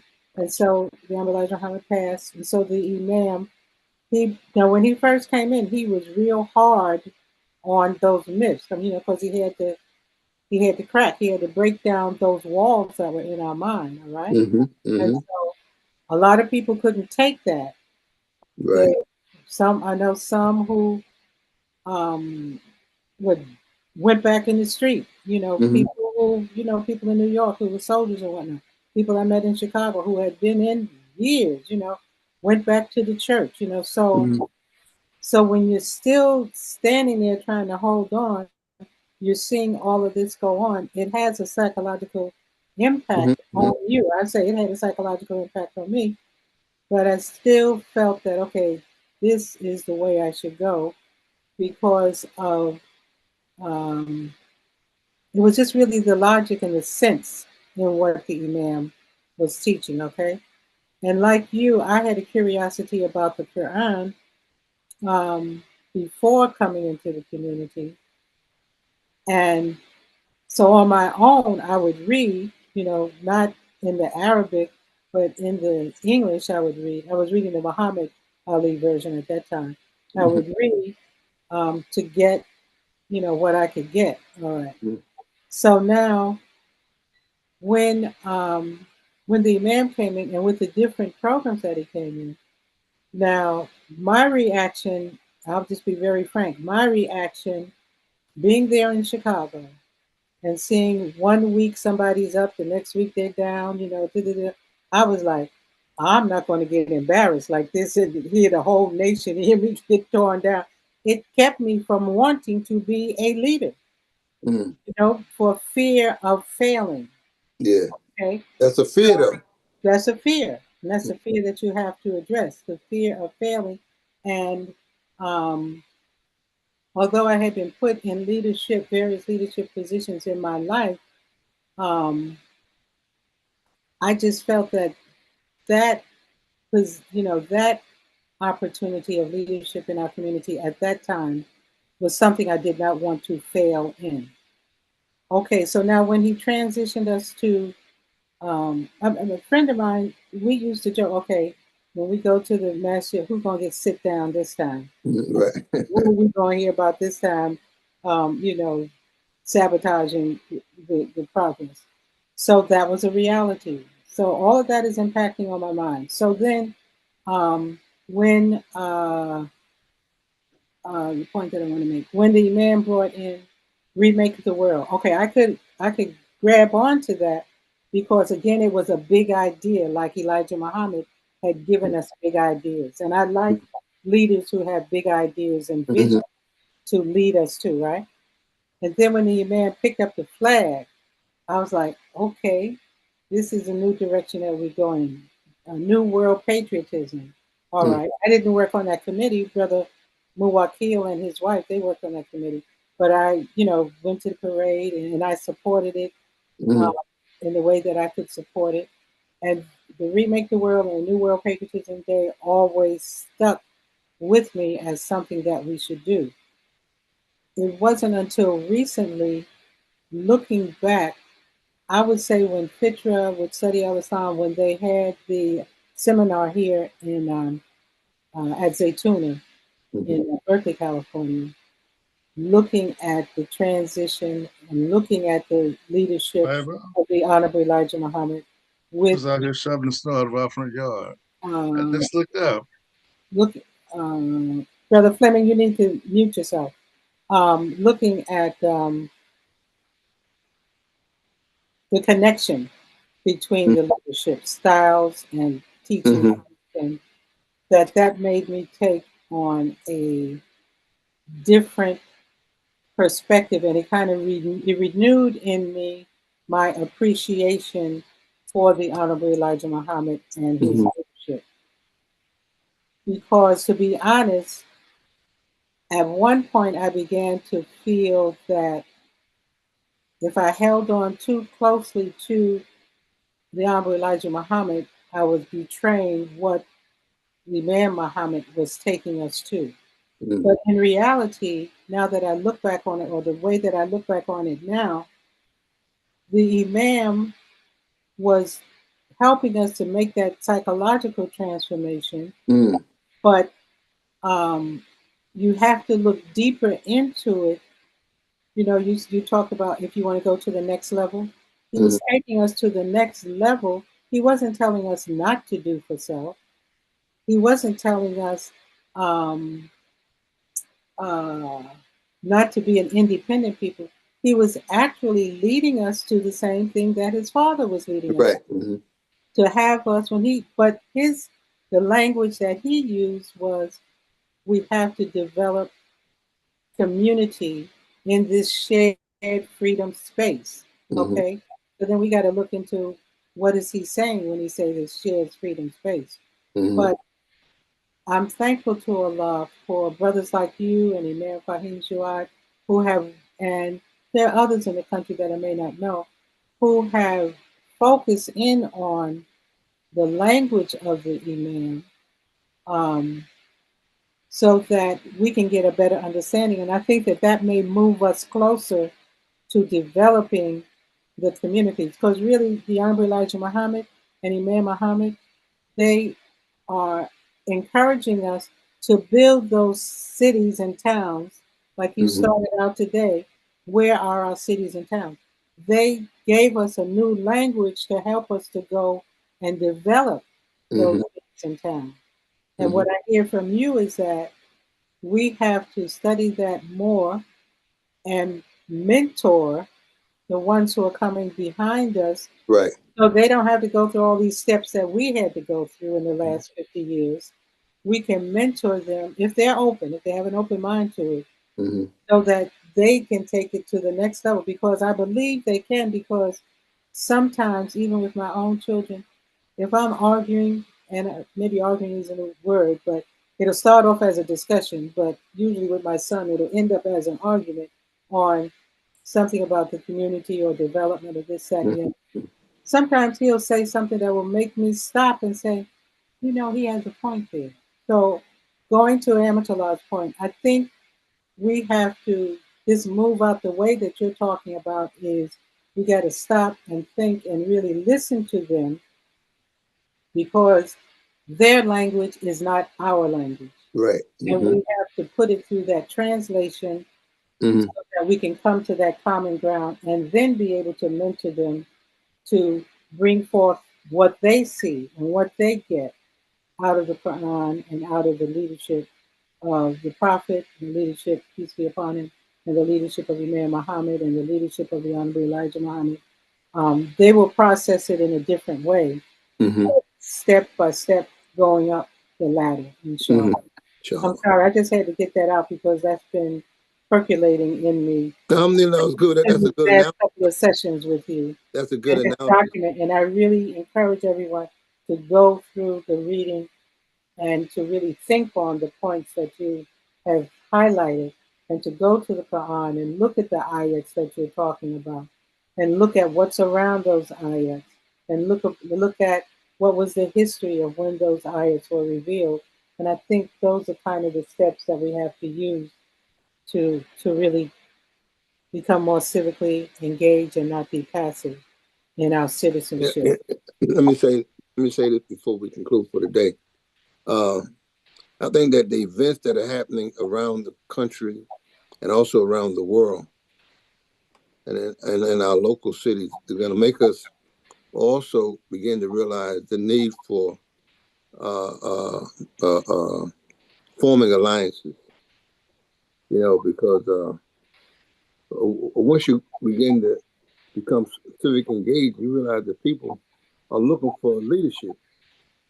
And more often than not, they think that you're the leader. Because whether you realize it or not, your experiences have prepared you for something that they haven't had that experience yet. All right? So we at a say again, you hear this term a lot now in the news, an inflection point for democracy. Right. Is a big thing they talk about, because now we're realizing that our language our action hasn't been true to our language. And so when we come with our language, it amazes people that we have more faith in the language of the Constitution than they do. So I'm talking about political leaders, talking about major figures. For them, it's just been a lot of lip service. Right. But we have a history of people fighting for freedom who didn't have it back in their own country. Fighting for justice who don't have it in their own neighborhood, whatever. So it's important for us to give our children those tools so they can be in these high-level meetings. Just high level to the point of like the neighborhood, city council, block watch, all these things, and begin to change the environment with the language that we take for granted. All right? That's what I'm talking. That's what I'm looking at. And knowing, this is the key, knowing that we have a Quranic support for it. It's not personality based. See, because in the past, we would hesitate because we wasn't sure what we're doing will be accepted. But the Quran gives us something that is backed by God, because it is the word of God. And that's where we're at now. Because the things that are going on a national and international level is having an impact on local and state level. On local and state level is making a big difference, because we can attest to. I gave, for example, we can attest to the fact that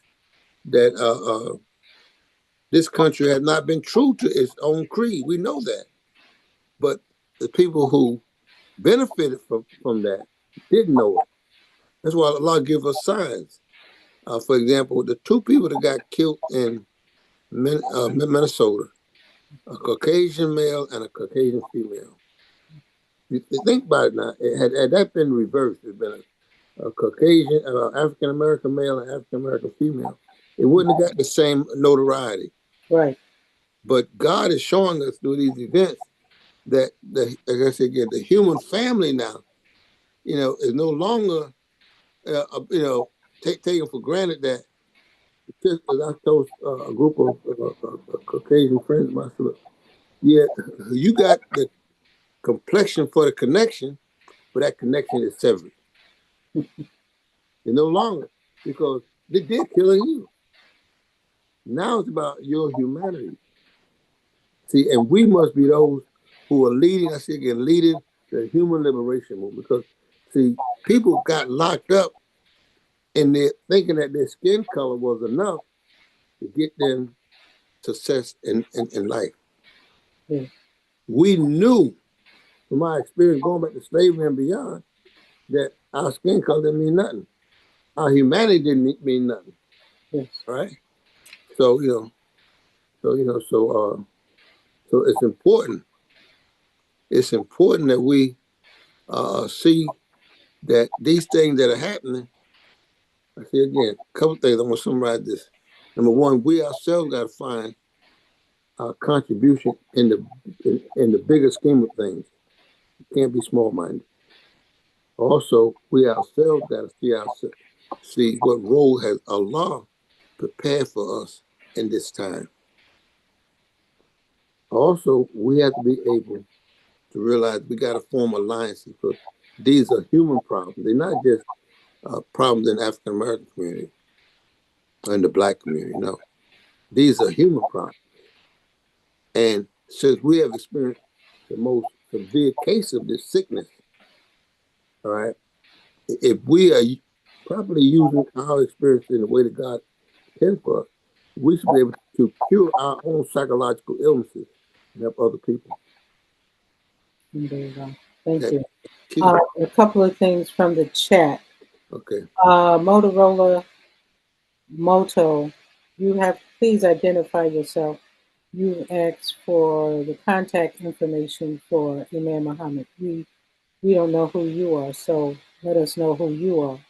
And Imam Muhammad, if you choose to share contact information, I ask you to put it in the chat, and I can put it in the chat for you. Also, Sister Cheryl has put a flyer in the chat. I would direct people to it's February 7th.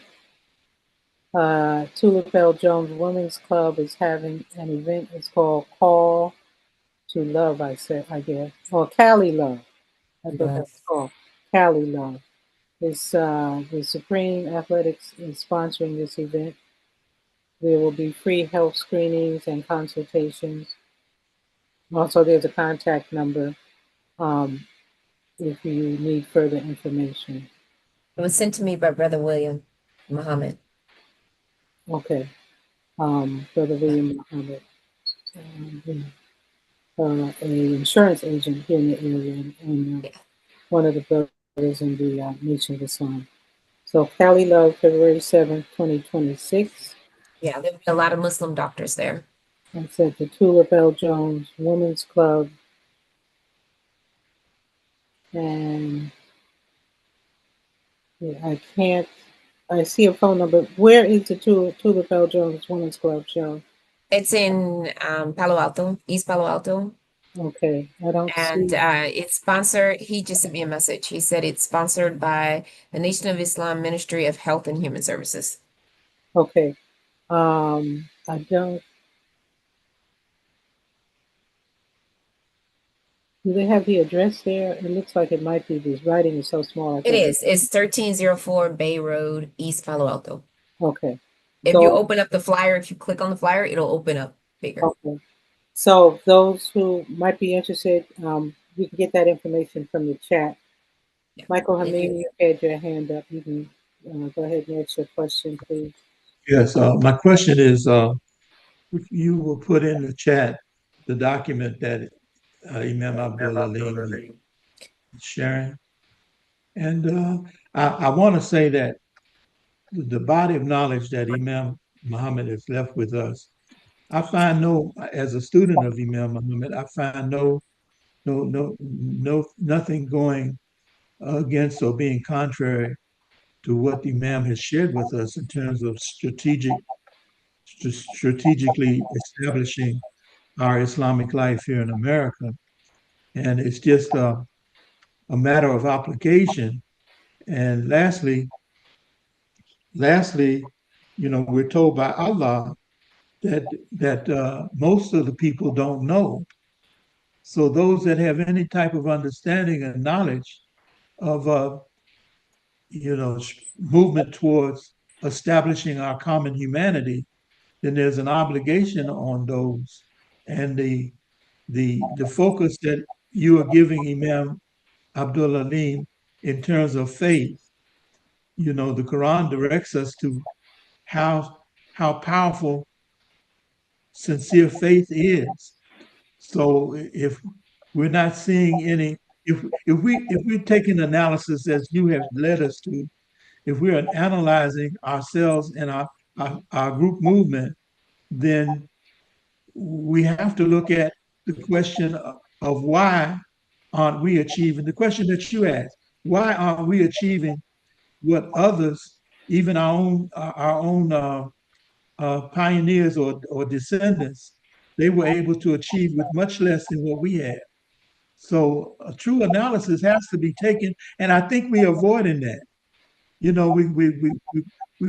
putting out too much word salad, and not enough direct conversation into what's in our way and how do we remove it.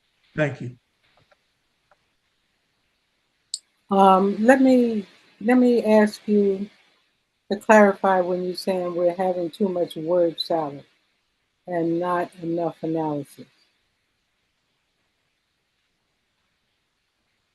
Brother Michael, or did he?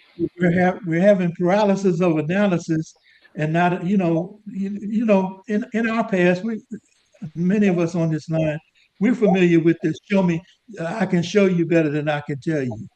We had a lot of that in the Nation of Islam, but we have much less of it with more qualified minds being active, in my opinion. This is merely my opinion.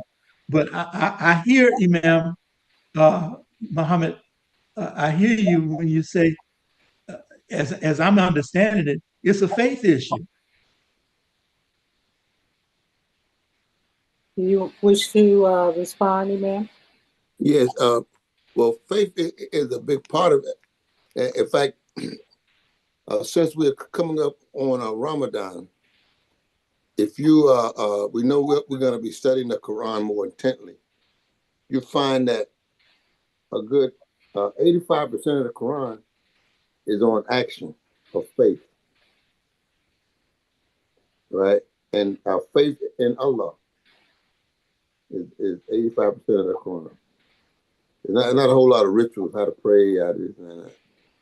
If we would take it upon ourselves to act on our faith, right, to demonstrate, you'll see more results. I think that from somewhere along the line, we got stagnant. I think from the transition to now, and I think that we have to reacquaint ourselves with the working principle. All right, faith is upmost, but for there's 147 verses in the Quran that says, Aminu or Amilu Salihat. Those who believe and who perform productive deeds, beneficial deeds, Salihat. Salihat just don't mean righteous. It means that will benefit you. And that's our challenge.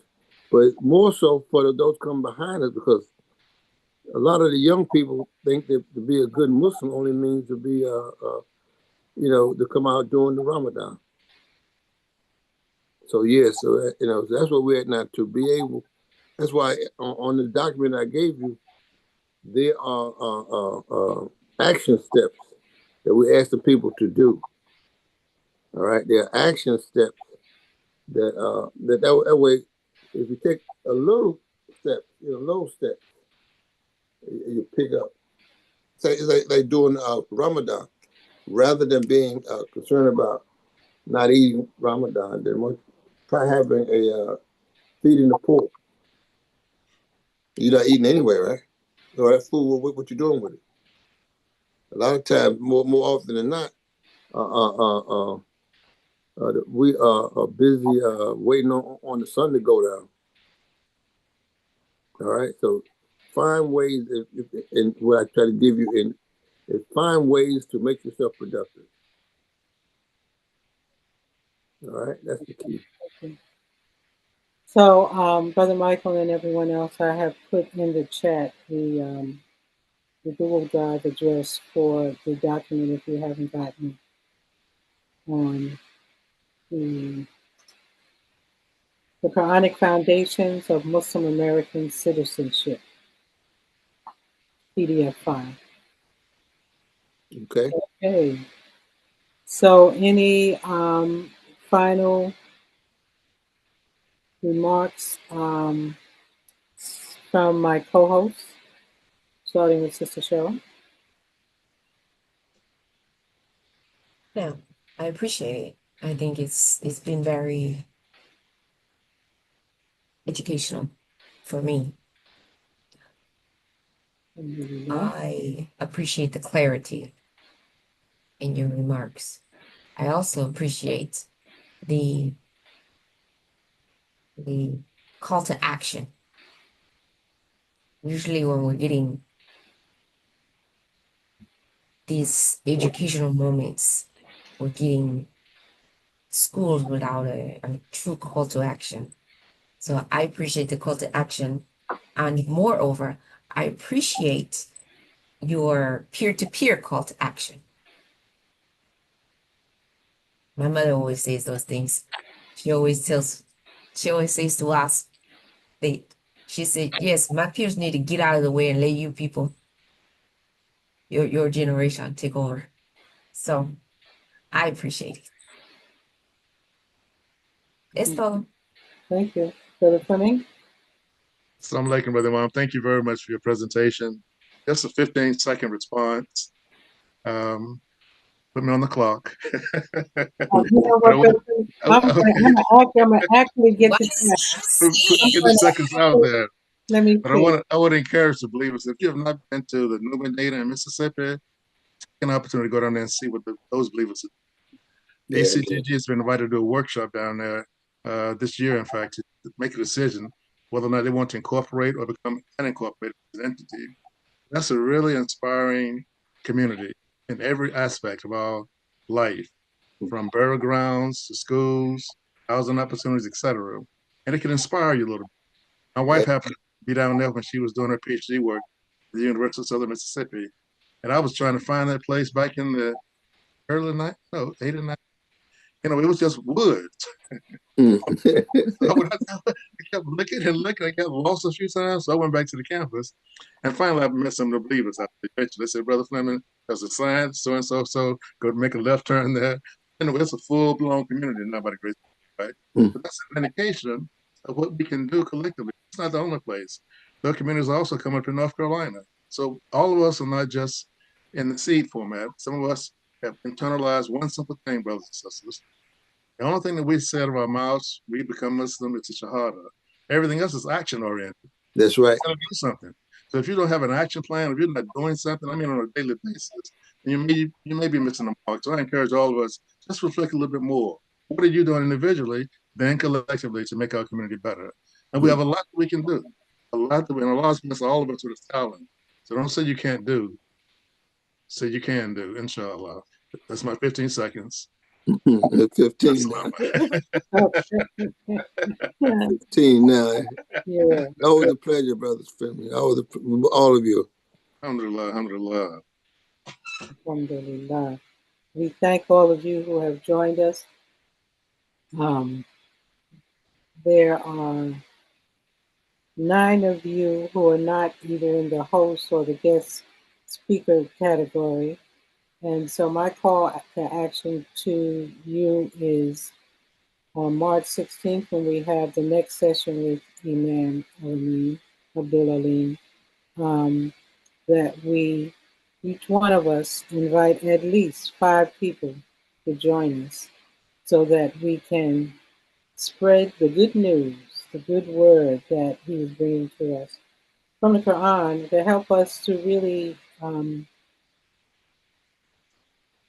heal the tension that has existed between our Muslim identity and our American identity, so that we can, inshallah, move forward in being more civically and politically engaged and more active in the work of remaking the world and establishing New World Patriotism Day.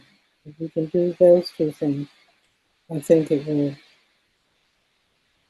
really make a difference. New World Patriotism Day is really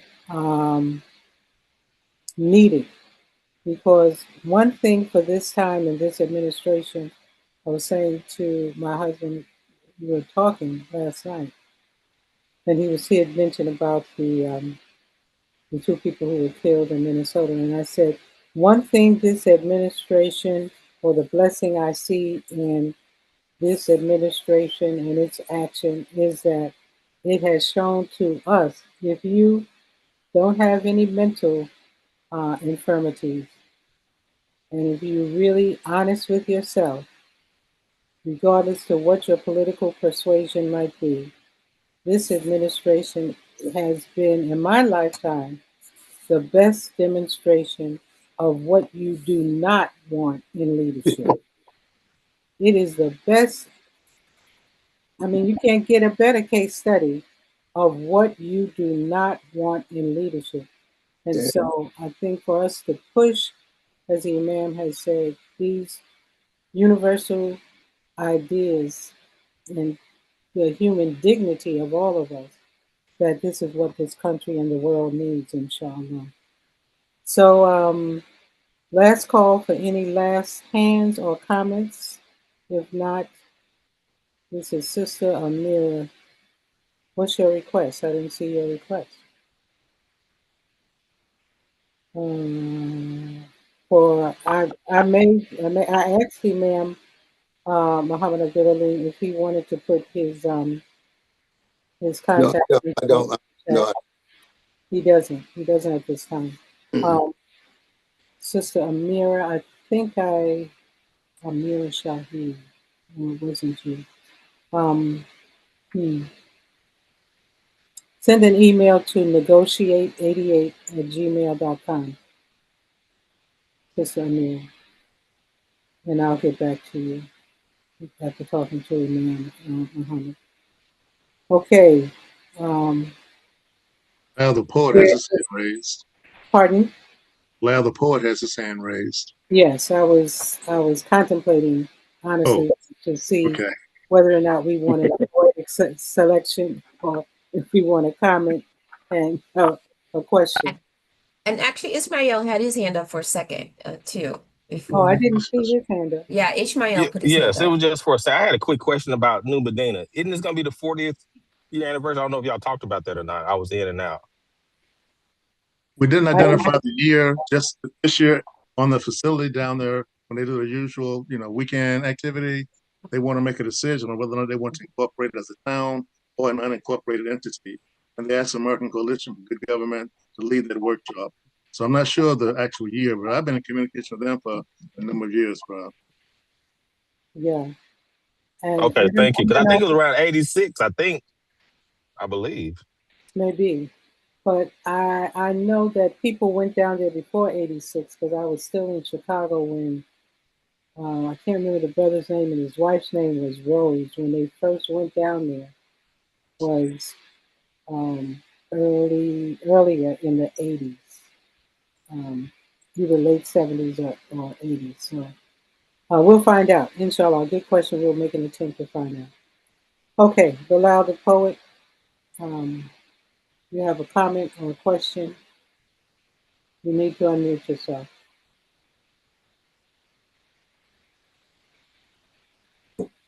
Brother Bilal, the poet, do you have a comment or a question? Unmute yourself. I'll give you 15 seconds, and if not, then we're going to go to close out, because we're over our 3 hours. Let me see if you put something in the chat. Oh, there you go. Okay, go ahead, Brother Bilal. I acknowledge you. Alhamdulillah, assalamu alaikum. It's I don't know where I heard this on AM360 or where at, but they say those who those who cannot play professional football now, what do they become? The answer was they become coaches. So we find out where we are at and where we can fit in, and get that and take care of our business. So praise be to Allah that we have a place. Alhamdulillah. Assalamu alaikum. Alaikum assalam. Okay, thank you so much, Brother Bilal. We appreciate your presentation and your participation. Sister Cheryl, you want to, I believe you're up next week. Do you Yes. want to share your topic for next week? Next week, we are bringing back the much requested and anticipated part 2 of what we need. Brother William Muhammad will be coming back to talk to you all about your insurance needs, life insurance, health insurance, all of it, all of it. So let them know, let everybody know. Come on in so you can quit calling me and asking me. So he'll be here next week. Nice. So, Brother William Muhammad from State Farm. From State Farm. Okay, From State Farm. He ain't bringing Jake, but he'll be here. Okay. Brother Clement, you want to share anything else? Jake ain't coming. You'll be joined the next. So, following week will be on me. I've asked some of my colleagues who work with Dr. William Barber to come on to talk about our Selma in North Carolina. We're going to be marching from Wilson, North Carolina to Raleigh, dealing with some issues impacting District 1. And the attempt over there is the General Assembly is trying to take that district, it's the oldest African-American district, and the poorest one in our state, and put their own person over there. So we're going down there to demonstrate and to also educate and also to insist we maintain control of that district, Congressional District number 1. And beyond that, of course, we have Civically coming up, and a series of Ramadans coming up. And we may have Brother Ishmael on the third Sunday talking a little bit about the Mosque Cares Savior's Day, inshallah. Inshallah. Right, because that's the 16th, and I heard some emails say that they're anticipating on the night of the 17th, the next day, the beginning of Ramadan, inshallah. We'll see, depending on the sighting of the moon. And on the 23rd, inshallah, I've invited Sheikh Abdul from Oakland. We're going to be looking at the importance of lineage in Islamic tradition, the lineage of the Prophet, sallallahu alaihi wasallam. And also, Sheikh Abdul, he's done a lot of study of his own family and searching the genealogy of his family. I think he has roots in South Carolina. So he'll be sharing that with us. And I hope to have a commitment from 2 other guests that if I'm able to get it, I'll announce it next week, inshallah. So that is it for me, Sister Amira. I'll put another email in the chat for you to reach out to. You reach out to me, I will give you some more information, inshallah. So you need to look in the chat. I'll give you a few minutes to get that information out of the chat. Sister Cheryl, you want to read us out? Yes. So, in the spirit of what we did today, I want to tell you, let me give you a different one of my grandmother's saying. She said that wisdom does not come from speaking, it comes from listening. So, I chose to listen today. I could learn a lot. I did learn a lot. I also want to leave you with an Apache prayer that I learned when I was young. And the prayer is this: looking behind, I'm filled with gratitude. Looking forward, I'm filled with vision. Looking upwards, I am filled with strength. And looking within, I discover peace. Do something today and each day without the expectation of anything in return. Just that it is the right thing to do. Inshallah, we will see you back here next week. 1 o'clock on the coast where the sun hardly shines, except for when it comes up. Yeah, you ain't right. Except for when it comes. That's not the problem. Except for when it comes up in the morning. I'm gonna let you go today, sis. I'm gonna let you go. I'm gonna let that slide today. Except in the summer when it is really disrespectfully sunshiny. And then Allow at you hear noon, your child talking about your creation. I'm just and then at noon in the Midwest, in the middle of the country, where I won't say too much because my mom lives there. And then at 10 o'clock on the best coast, where the sun is always shining in the best times of the day. But until then, inshallah,